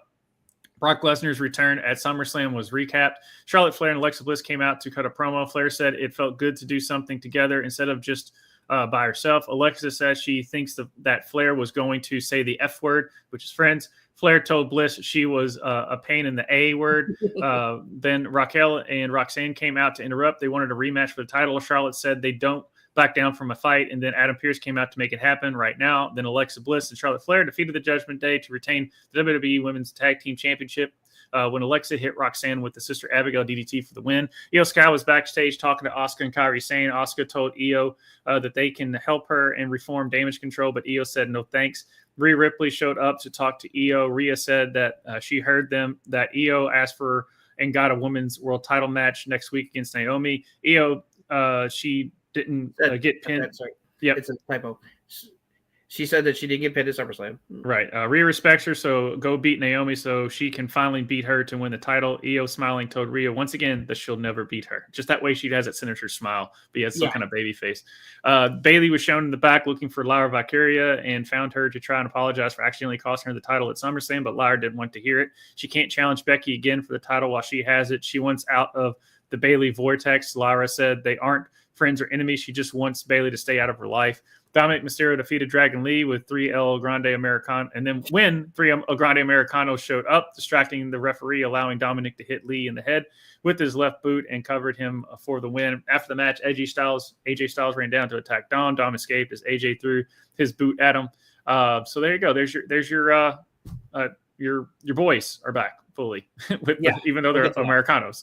Sami Zayn was interviewed by Jackie Redmond about beating Cross at SummerSlam. Beating him was about who he wants to be. Sami said that he wants to be a world champion, and he will be, but he wants to do it the right way.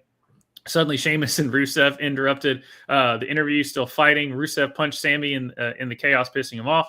Becky Lynch, the women's Intercontinental Champion, came out to cut a promo. She bragged that Lyra Valkyria won't get any more IC title shots while she is champion. She said it was time to open the floor to new competitors to step into the ring with her. Nikki Bella's music hit to a good pop who came out to face Becky. She said Becky was one of the greatest ever, but she is disappointed in who she has become, holding others down. They traded insults with Becky, dissing her over her previous relationship with John Cena. They got a big reaction from the crowd.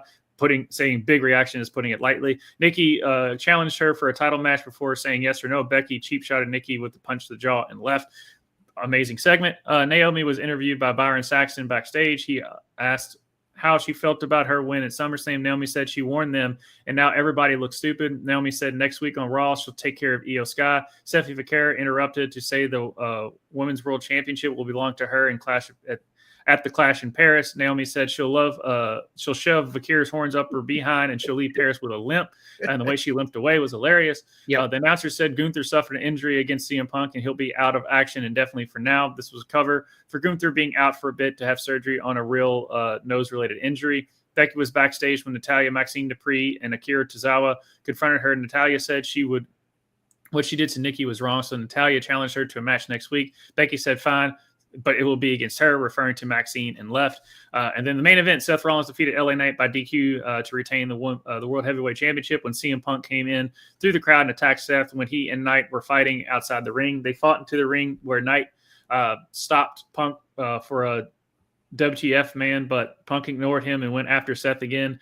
But the rest of the Vision ran out to help. Seth and Braun did a running spear on Punk. Then they attacked both Punk and Knight and laid them out.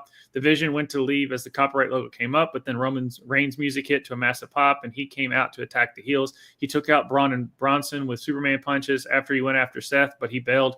Braun and Bronson attacked him, and Seth hit Roman with the stomp while he was distracted. Braun speared Roman. Then they had Reed hit Roman with 3 tsunami splashes in a row. Despite Adam Pearce and officials trying to get them to stop, Bronson stole Roman's shoes again as the Vision stood tall over the fallen baby faces, getting major boos as Raw finally came to a close.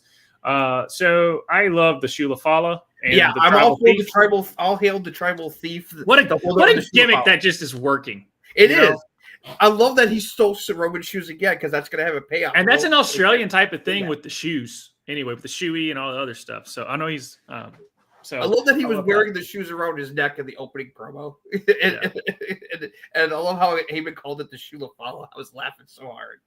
When Nikki brought up Seth as her husband, I could see a dead body forming at that point because I knew Becky was going to come back. And I didn't think she was going to come back that hard. And man, I was surprised she went to the John Cena reference. Well, she brought up Seth and called her a liar. I'm like, of course she's going to switch it and be like, the crowd went like, "Oh shit!" Yeah, it was like I've watched some rap battles because before. It was a great bird. Oh, that's right. You can't see him anymore. Yeah, because we're the greatest wrestling couple of all time. Oh wait, that was you, and I like that. Even though they're not together, since they're both heels, they're giving love and props to each other because everyone knows that they're a real life couple and that they're married. So I love that they're playing off it. I love how, like Seth said, the only two people I told were my wonderful Intercontinental Championship wife and my Oracle. Yeah. And she was, and Becky bragging about how awesome her husband is to Nikki. It's like they are the uber power couple in wrestling. Which is true. They're both holding titles right now. So yeah. I loved. Okay, did you not think of Peter Griffin versus the Chicken with the Rusev Sheamus brawling throughout the show?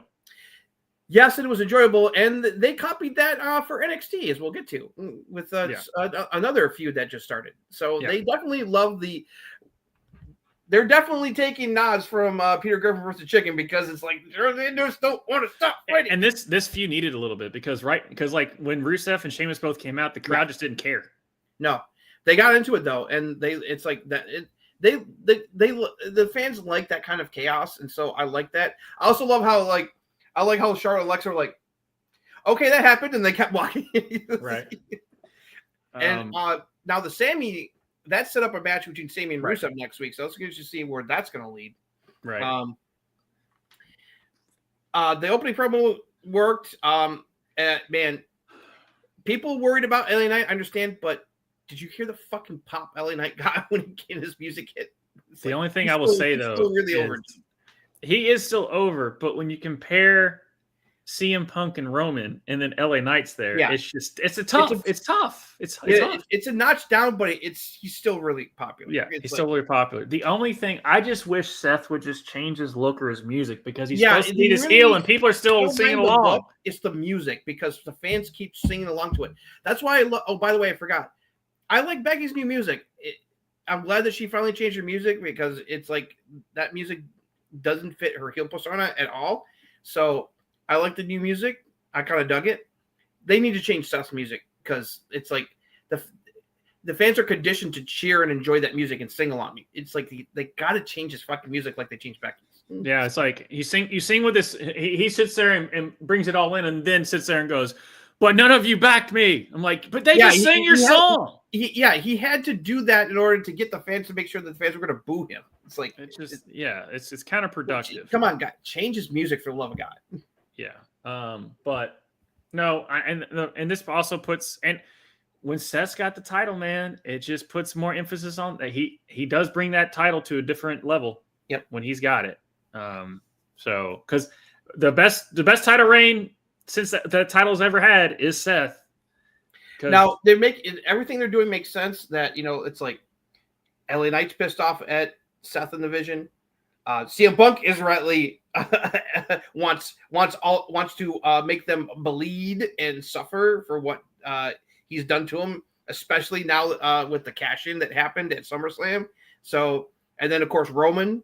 So all that's coming together makes sense. I know some people like, well, they wrote Roman off TV with the sign. He's like, he's not leaving for the film Street Fighter just yet. So I'm smelling a 6-man tag at Clash in Paris. Yeah, where it's Roman, Punk, and LA Knight against the Vision. Yeah, and plus they did show after the show went off the air, Roman's walking and talking shit to CM Punk. Yeah, it showed that even though they all hate the Vision, they're not all on the same page. No. LA Knight doesn't care for Punk. Punk doesn't like LA Knight. And Roman's made it clear he is still not happy with CM Punk for what happened at WrestleMania and with Paul Heyman. Right. So the three of them, they don't really like each other, but it's all about them having to learn to work together. And then, of course, that will also, the three of them are definitely going to be on the babyface side in the War Games against the Vision. For all people out there, WWE wouldn't have posted that after Raw went off the air of them all. If Roman was going away. If Roman was going away. No. So, and plus, they're already advertising Roman was going to be back on Raw next week. So they're definitely setting up the baby faces against the Vision in Clash in Paris, which will kick ass. But I guess the question is, where was Jey Uso? Yeah, where was Jey? Everyone was joking, like, where's Jey? Especially after Roman came out. It's like, don't you think he'd help his cousin? No, this is exactly what they needed. So, like, him and Punk are on good terms. So it's like, you think he'd want to go out and help Punk. It's like, right. No, but this is exactly what the Vision needed as far as beating them they down. need to dominate, and that's what they're doing. Yeah. And it helps that the baby faces don't like each other, so that makes it easier for them to dominate. You know, it's like they're not at a united front right now. It's like, yes, they all hate the Vision, but they don't care for each other either. So it's like it's the classic. They're going to have to learn to work together if they want to take down Seth and company. So it's like it'll be interesting to see how that's going to go, especially because Punk and Roman's history, man. It's like it's going to be very interesting to see them having to try to learn how to bury the hatchet. If I pulled something out of a box and saying that is the stupidest, dumbest gimmick I've ever heard, this will never make sense. Someone goes, give it to New Day. They'll figure it out. They get over the stupidest, dumbest gimmicks. They get over a trombone. They get over pancakes. They got over a unicorn horn. They got over a big ass hat. As soon as I saw that on Xavier Woods, I'm like, that's dumb. They just threw that at him like he was fucking Kung Lao in Mortal Kombat. Right. And they got the hat over because it was all over the internet was that hat. So if you have a dumb gimmick that you just think is, oh, let's just see. It's just like challenging New Day. It's like, here, can you get this over? Yeah, we can get that over.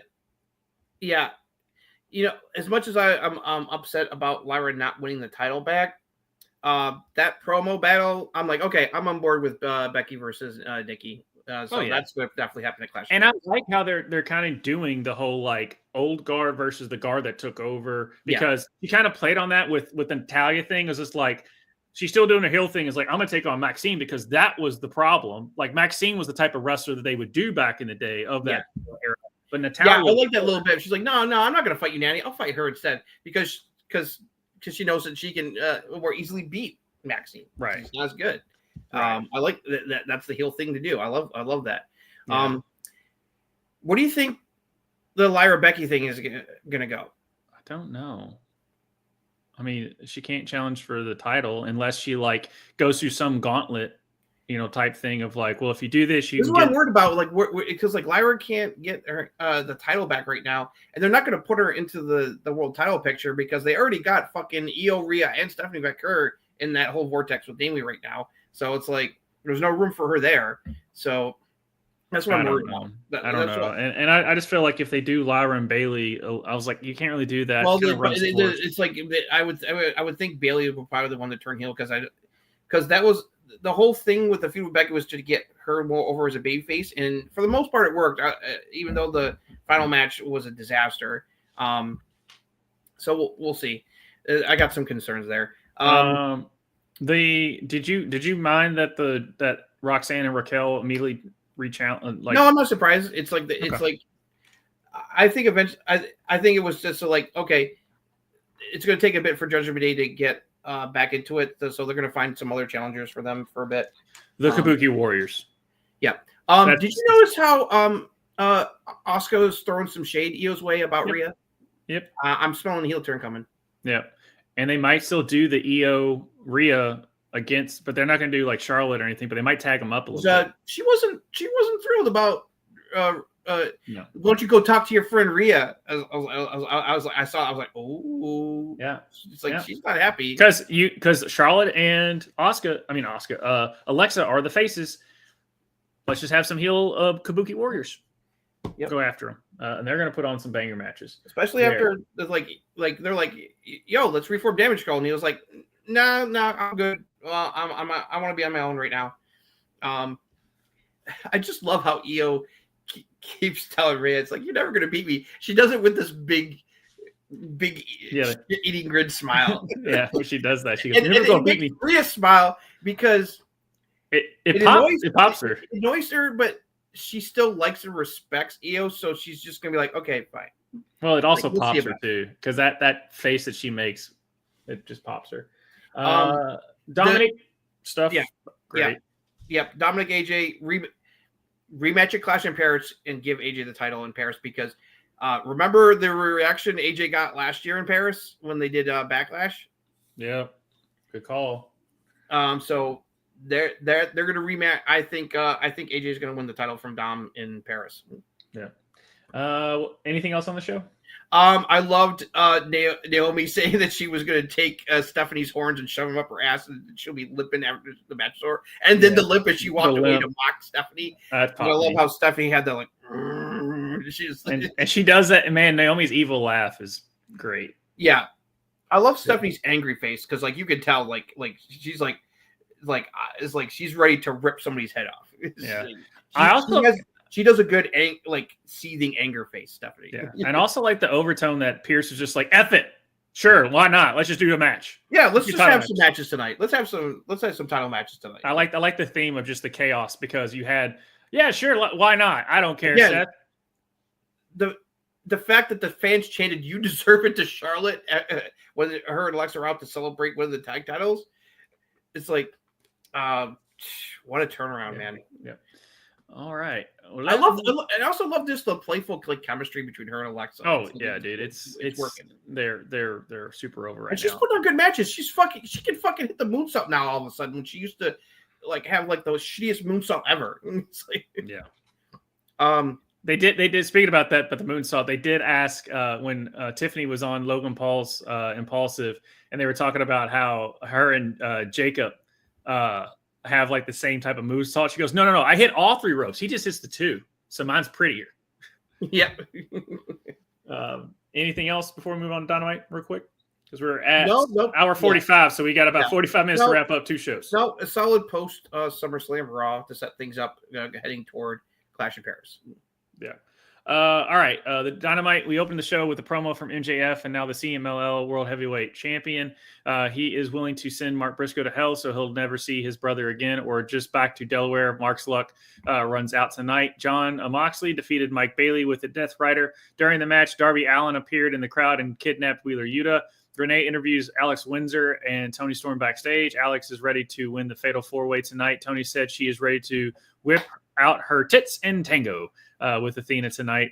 The Death Riders are in the parking lot when Darby Allin throws a white bag, Wheeler Yuta, out of his car. The team opens the bag and finds a note on Yuta's head saying Forbidden Door, meaning Darby wants to face Moxley at the pay-per-view. Earlier today, Mercedes Moné returned, and when she asked her about the loss to Tony at All In, she told Renee to not be such a mark and left. Alex Windsor defeated Queen Aminata, Sky Blue, and Billy Starks in a 4-way AEW TBS Championship qualifying match, and will be in a 4-way against Mercedes for the title at Forbidden Door. Post-match, Mercedes Moné comes in for the stare down. The distraction lets Athena hit the O-face on Tony Storm. Moné and Athena then have a bit of a stare down of their own. The Young Bucks bitch at a production guy about their entrance being botched lately, and they have a special one planned tonight. Here is Kyle Fletcher with the Don Callis family for a chat. Don Callis cuts Renee Paquette off and says he is building such a huge roster because it means power. The more titles you have, the more power you have, and he loves seeing Kyle take out Dustin Rhodes last week. Kyle said Dustin didn't belong in the same ring as him and says anyone who tries to take the title from him will receive the same fate. Callis unveils a new painting of the two of them together with Fletcher naked and the title strategically placed and a rather muscular Callis next to him. Fletcher is ready to be champion for a long time, and the first title defense is this weekend on Collision. Cope is ready to deal with Stokely half the way in FTR, and next week he's facing Stoke in a match. If FTR interferes, their restraining order is gone. Brody King and Bandito defeated the Young Bucks in an AEW World Tag Team Championship Eliminator Tournament semifinal match when Brody King comes back in for a monkey flip into a 450 to finish Matt off for the win. They will face FTR in the finals with the winner facing the Hurt Syndicate for the titles at Forbidden Door. Backstage, the Hurt Syndicate say they are ready to hurt either team at Forbidden Door. MJF comes in to say they can win the world title, but MVP says he's tired of hearing about MJF all the time. The team is about them, but MJF's ego is out of control. MVP makes it official and says MJF is out of the Syndicate. They're too much of a baby face. MJF just doesn't make sense. FTR and Stokely Hathaway cut a promo saying they don't like what Adam is doing. Stokely is on a crutch and says Adam is a bully. He's going to pin Adam next week anyway, though, just like that. Swerve came out the ringside area to cut a promo on Okada ahead of their unified title match at Forbidden Door. He's ready to win the title when Don Callis cries like a little bitch. Mark Briscoe is ready to do his talking with his fists and make MJF pay for his sins. Hangman comes out to interrupt. They've known each other for a long time, and he hopes Mark is his next challenger. They shake hands. Willa Nightingale interrupts Queen Aminata to give her a pep talk, but Chris Statlander interrupts, seemingly mocking Willow. That doesn't work for her. She tells Stat to get serious and then come find her. In the main event, MJF defeated Mark Briscoe with a heat seeker, but his foot was on the ropes and the referee didn't see it. MJF quickly moved the foot off before he saw it cover it up. He then did a beatdown on Mark, including a shot to the face from the ring. Hangman comes out for the save, and he and MJF brawl, but officials break it up. The threat of the buckshot lariat sends MJF running to end the show. I forgot. Oh, yeah. The show went a little slow, but I like the second half of the show I felt was better.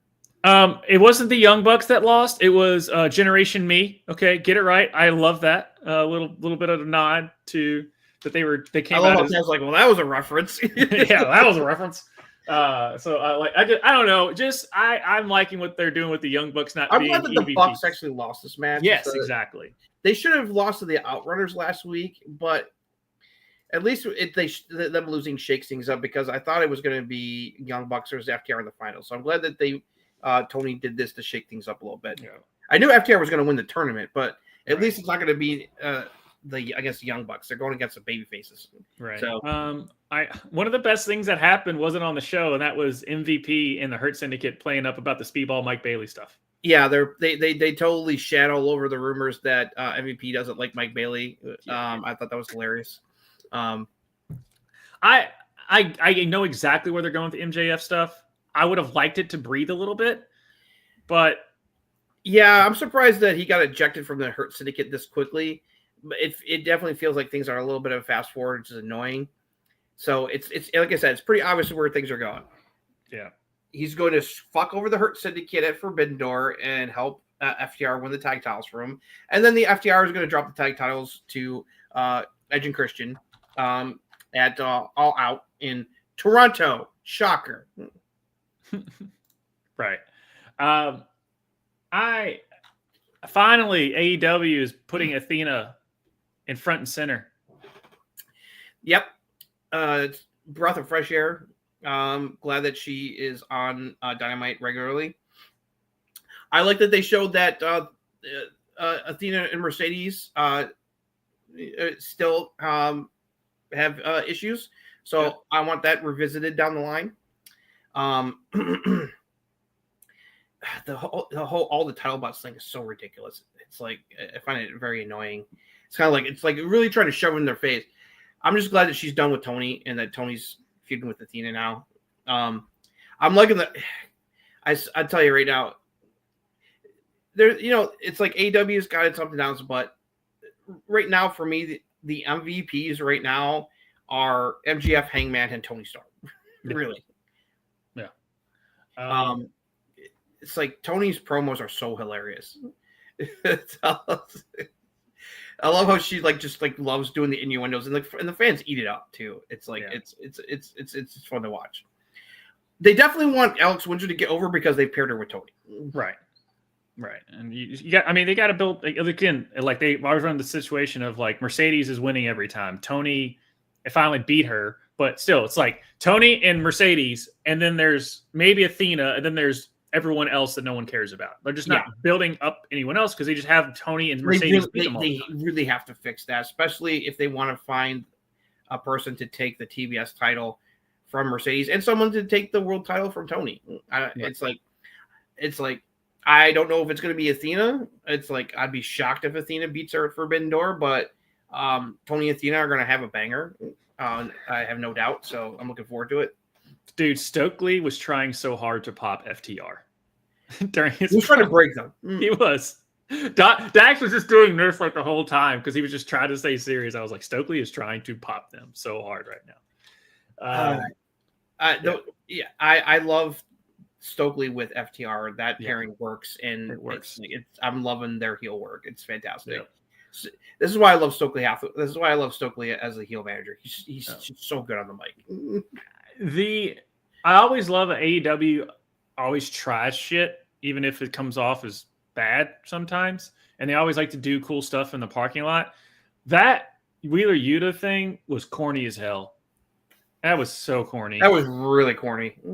I was just like, it's not the match I was expecting. Moxley versus Darby at Forbidden Door. Right. And it's like, And whether they're, it's like they're doing a good job. So Mercedes, I was like confused. I was like, oh, so they did a 4-way to determine one of the people that's going to face Mercedes in a 4-way at Forbidden Door. The other 2 competitors are going to come from New Japan and CMLL. So, yeah, but no, I really enjoyed this episode. I thought it was pretty solid. I liked it. There's some controversy there, or MJF won, even though he shouldn't have, because the ref is a dumbass and didn't see. He was looking the other way. Yeah. Whatever. People were really joking about it online. But I love how MJF was like, you didn't see anything. Just to make sure the ref didn't try to reverse the decision or anything. At least it wasn't like people were like, man, that was dumb. Why the ref looked the other way? Meanwhile, in WWE, they're like 75% of them are DQs. Right. So, you can't. It's like you want to finish. Cool. We'll give you this. That was kind of dumb. Same thing with Dominic Mysterio beating AJ Styles with the boot, and everyone else is going through 17 different tables and getting up. All that. But all right, we're at the hour 54 mark, so let's get through NXT real quick. Kalani Jordan defeated Blake Monroe because the match really didn't start. Jordan Grace showed up in a neck brace to go after Blake, who ran out of the PC and escaped in a waiting car. Andre Chase talked to Kale and Uriah Connors of Chase U. Chase wasn't confident about them winning tonight, but the guys were excited about it. Hank and Tank defeated Chase U to retain the NXT Tag Team Championships after they did their double team power slam / combo a second time after what looked like a botched pin attempt. After the match, Dark State came out and attacked both teams and laid them out. JC Jane was backstage with her NXT Women's and TNA Knockouts title, along with Fallon Henley and Jasmine Nix. The personal concierge from TNA showed up to tell JC that Ash by Elegance is going to win the TNA Knockouts title from her on Impact Thursday. Jane dismissed him. Laney Reed walked in to say that it's Nix's job to shine the titles, and JC agreed, and Nix left with the titles. Miles Bourne spoke to Tavion Heights backstage. He wished Miles luck tonight in his match. Tatum Paxley was with the Culling in the backstage area. Izzy Dane said she believed in her, and the Culling believed in her. Izzy told Tatum that this is her moment. They showed Thea Hale doing an Instagram vlog, having iced coffee. She complained about Nia Jax being in NXT, setting up their match tonight. Miles Bourne defeated Lexis King with the Born Again for the pin. Dark State was backstage doing a promo with Osiris Griffin, saying they attacked Hank and Tank in the past. Cutler James said that they have been on their ass and right up their butt. So the other guys were staring at him because it was awkward phrasing. Dion Lennox says they are not done yet. Nia Jax defeated Thea Hale with the Annihilator Splash. After the match, Nia Jax was interviewed by Kelly Kincaid in the ring. She said that any ring she steps into is her ring. Lash Legend isn't going to make her name of her. Nia wondered what Lash has done as Lash came out to respond, and the two got into a brawl. Jordan Grace was talking to NXT GM Ava in Ava's office. Ava said that at Heatwave it would be Grace against Blake Monroe. Obafemi came out to cut a promo. He said that NXT is supposed to be about building for the future. Oba said the future isn't looking bright because he's beat them all, and the results remain the same. TNA champion Trick Williams came out to respond, saying he is one who can knock him off the mountain. Javon Evans joined them, saying, how can Trick think he can take Oba when he can barely defend the TNA title? He proposed the number one contenders match between him and Trick. Winner faces Oba Femi at Heatwave for the NXT title. Oba likes the sound of that. Suddenly, Moose from TNA came out. Moose said that in 10 days at TNA's emergence, Trick has a date with him, and he's taking the title. The lights went out, and Dark State came out and attacked all four of them. They fought Dark State off and they retreated. Backstage, Stax was warming up when Ariana Grace came to check up on him, but they were interrupted by Lash and Nia Jax still fighting. So yeah, just keep doing the Peter Griffin versus the chicken, like Justin was alluding to as well. What's going on this show? Ren Sinclair was talking to Charlie Dempsey and started singing Joe Hendry's theme song, and he appeared out of a nearby fridge because Joe Hendry's awesome. Joe said If it felt great to be back on NXT. Dempsey wondered why Joe was even here. Joe had a blue shirt for Dempsey, and Dempsey said he'll never wear that. Joe challenged Dempsey to a match next week, and Ren said that Dempsey accepts. Ren took a selfie with Joe to end that segment.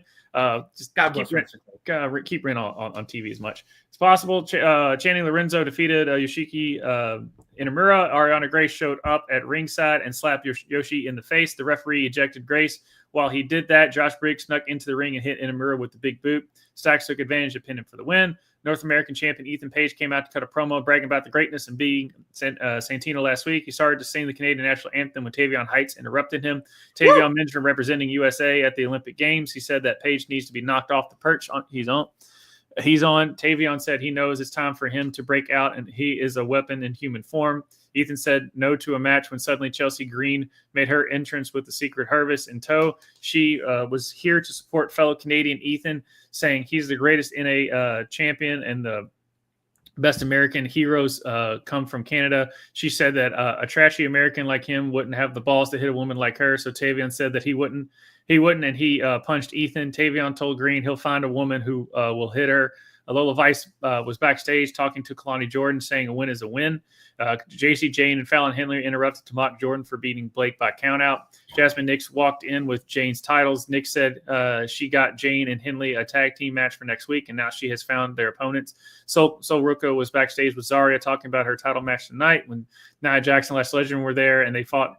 They got into a fight again. Ava came in and said that they can have a match next week. After commercials, we see Obafemi, Trick, Moose, and Javon Evans were in Ava's office. Ava said that Javon versus Trick is in 2 weeks on NXT, and the winner gets Obafemi and Heatwave for the title. Ava said that the four of them can face Dark State next week. Hank and Tank walked in saying they wanted to get their hands on Dark State too. Ava said they can defend NXT titles against Dark State at Heatwave. Ricky Saints did a sit-down interview with Kelly Kincaid about recent events between him and Jasper Troy lately. Ricky said that in 2 weeks in Philadelphia, things will go way worse for Troy because things won't end up how they did before. In the main event, Sol Roca defeated Tatum Paxley to retain the NXT Women's North American Championship. Spears slipped Tatum's doll to her behind the ref's back, but Izzy didn't approve and tried to stop it when Nia Jax and Lash Legend came out to the ring fighting again. Lash tackled Jax into the barricade, breaking it. This distracted Tatum, which allowed Sol to hit the Soul Snatcher on her for the win. Zol and Saria celebrate her win at ringside as NXT came to an end. Can Tatum do something? It's just every time she's like right there, it just doesn't work out. Yeah. That's the one thing. I actually thought she might actually win the title on this show. That's what I was thinking. I was like, the way they were kind of hyping it, I was like, yeah, because Sol needs to start going for the women's championship. Like, it's about time.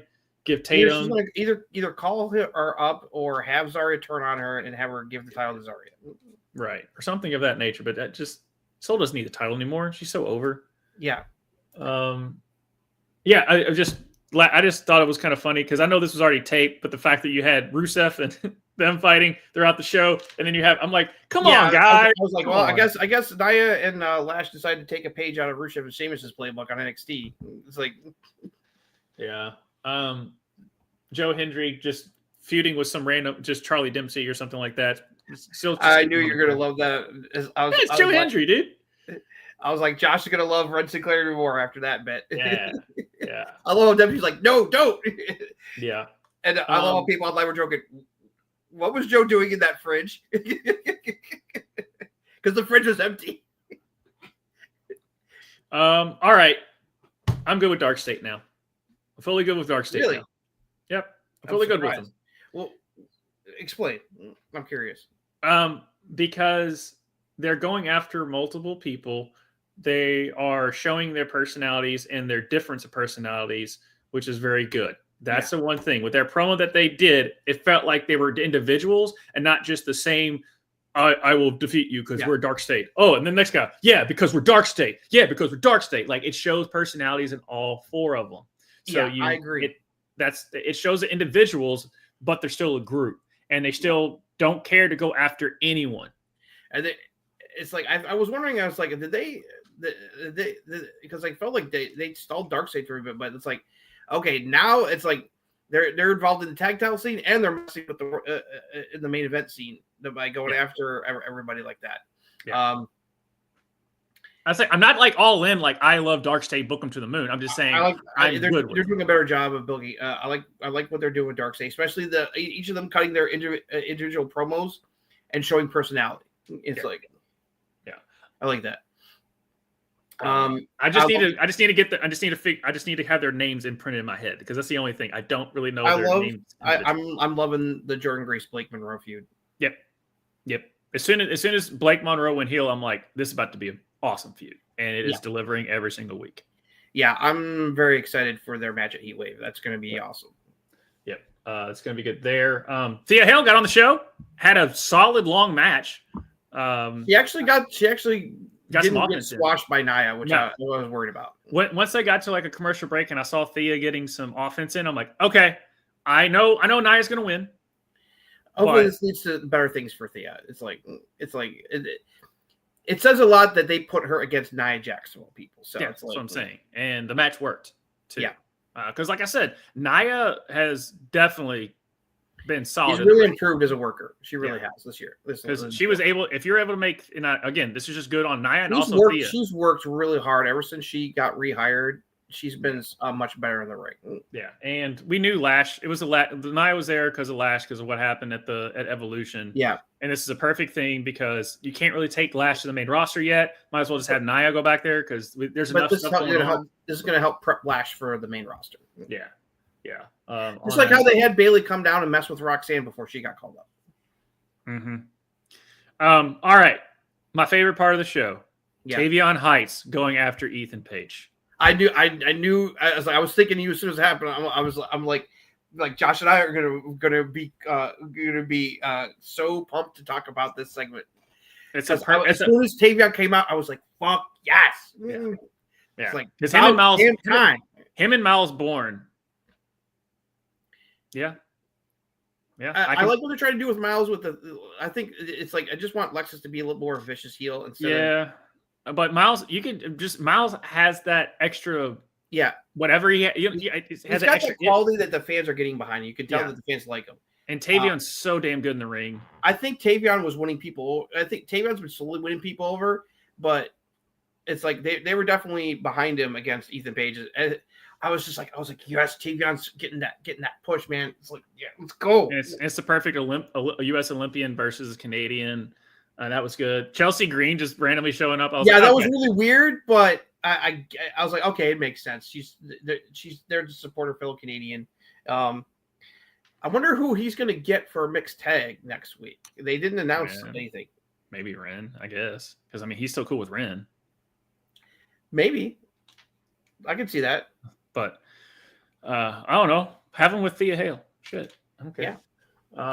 But Ren would be as like. Ren summoning Joe Hendry was just wonderful. That's what he does. He would cut. That's like the old Joe Hendry gimmicks of him just coming out of random things. Yep. And him just smiling, cheesing at the camera, not blinking or anything. Yep. That was great. And then asking for the selfie. On that, and that's Ren's such a good different personality to Charlie Dempsey. I saw some people worried that they were gonna saying oh, they're going to do a triple threat again. But we've already seen the triple threat between Oba, Trick, and Javon before. It's I think Javon is going to beat Trick, and it's going to be just Oba, Javon at Heatwave. I think they might. This might be where they're going to have Oba go down. It's very possible. No, I do. But the one thing though is the 8-man tag. I'm going by what Oba's saying. He's like, I've beaten everybody. There's nobody who's going to stop me. Right. Now, going back to the 8-man tag, just Oba, the Oba, Trick, Javon, and Moose together against Dark State. I'm like, that's going to be where they just Trick just ends up just leaving or... Yeah, because him and Moose are gonna have a TNA title match at the Emergence exclusive mini pay-per-view next Friday. So I think he's it's like people wondered if he's got some kind of association with Darkseid. Maybe we'll find out for sure next week. I don't know, or else he'll just I don't know. We'll leave the baby faces high and dry. I know. Well, it's weird that Moose's face, but it's the system is in a weird state where it's they're kind of heels, but they're also defending TNA, so they're kind of in almost like a tweener status. And it makes sense of why this Dark State was not finished because Moose is part of the system, and Dark State has been feuding with. Yeah, Dark State's been messing with the system, and it's the system and Matt Cardona beat them at Slammiversary, so they still got beef. So it makes sense that they would go after Moose while he was there. And they've attacked Trick and Javon and Oba before. more than once. So it made sense. Yeah. What else you want to get on this? The tag match was all right. I think they botched the finish. Yeah, they botched the finish. I don't know. I don't think it was Hanging Tank's fault. I don't know. I didn't think it was their fault. I don't know if the ref made a mistake. I don't know. All right. Here's. I just now realized. I'm just so over they're going to break up the team, and then they're not going to break up the team. They're going to break up the team. They're not going to break the team with the freaking Fatal Influence shit. Because they just do this all the time. And it's not Fatal Influence. I'm just saying, like, this storyline happens all the time. It's just tired. Now it's not just that Fallon and Jessamine have issues with JC Jane in the way she's acting. Now JC Jane and Fallon are treating Jessamine and Nix like shit, and you can tell she's not happy about that either. So it's like it's getting a bit much. They need to pull the trigger on this breakup of this faction soon. It's like I don't know how much longer I can take this. They just announced tonight that Fallon and Jessamine are going to be competing for the Knockouts tag titles at Emergence next week in a fatal 4-way against the current champions, the Elegance brand, the Inspiration, and Zaya Brookside and Lee. We got the Hardys and the Rascals. Don't hate Mustafa Ali too much. I know he beat Joe Hendry in the main event tonight. But there was a lot of shenanigans from Order 4 that caused him to help him win, so it wasn't clean. All I heard is I'm not going to watch TNA anymore. That's what I heard. No, I'm just going to tune into NXT because that's where Joe Hendry's going to be. I was catching bits of it. It looked like they were having a hell of a main event, Hendry and Mustafa. So, oh yeah. It's only a matter of time for Joe Hendry's on WWE television full time, and there you go. Oh yeah. Yeah, but yeah, and what is there going to be a stipulation or anything for Ricky Saints and Troy? No, they didn't mention it. Maybe we'll see. They didn't mention a stip. I don't think it's stip worthy right now. Yeah, but I'm really excited for Tavion Heights versus Ethan Page. It's like put that belt on Tavion and let him run with it. Yeah. I just don't think they're gonna. I hope they pull the trigger, but I just don't think they're gonna pull the trigger because he literally just left North Quarter. Now he's gonna get the title in like that. I just don't. It would be shocking if he beat Ethan at Heat Wave. I wouldn't mind if it'd be okay if he lost, but then in the rematch he gets it. That's what I'm saying. Like I still think Tavion is the right person to take the belt off of Ethan. Mm-hmm. I just don't see it happening at Heat Wave. Yeah, but I think Tavion is him or Miles Bourne are the two that I would do like, okay, they're ready for a singles belt. I know they were just tag team partners, and they should have put Infraction should have put them over because that's kind of one of the best. They were the best tag team, not named Fraxium, on that roster when Fraxium was there when they were really rolling with that tag division. Now Hank and Tank's fine. I still just can't buy into it. The weird part was that JC mentioned that Jada Parker is still a problem, but Jada Parker was nowhere to be found in this episode, which was weird.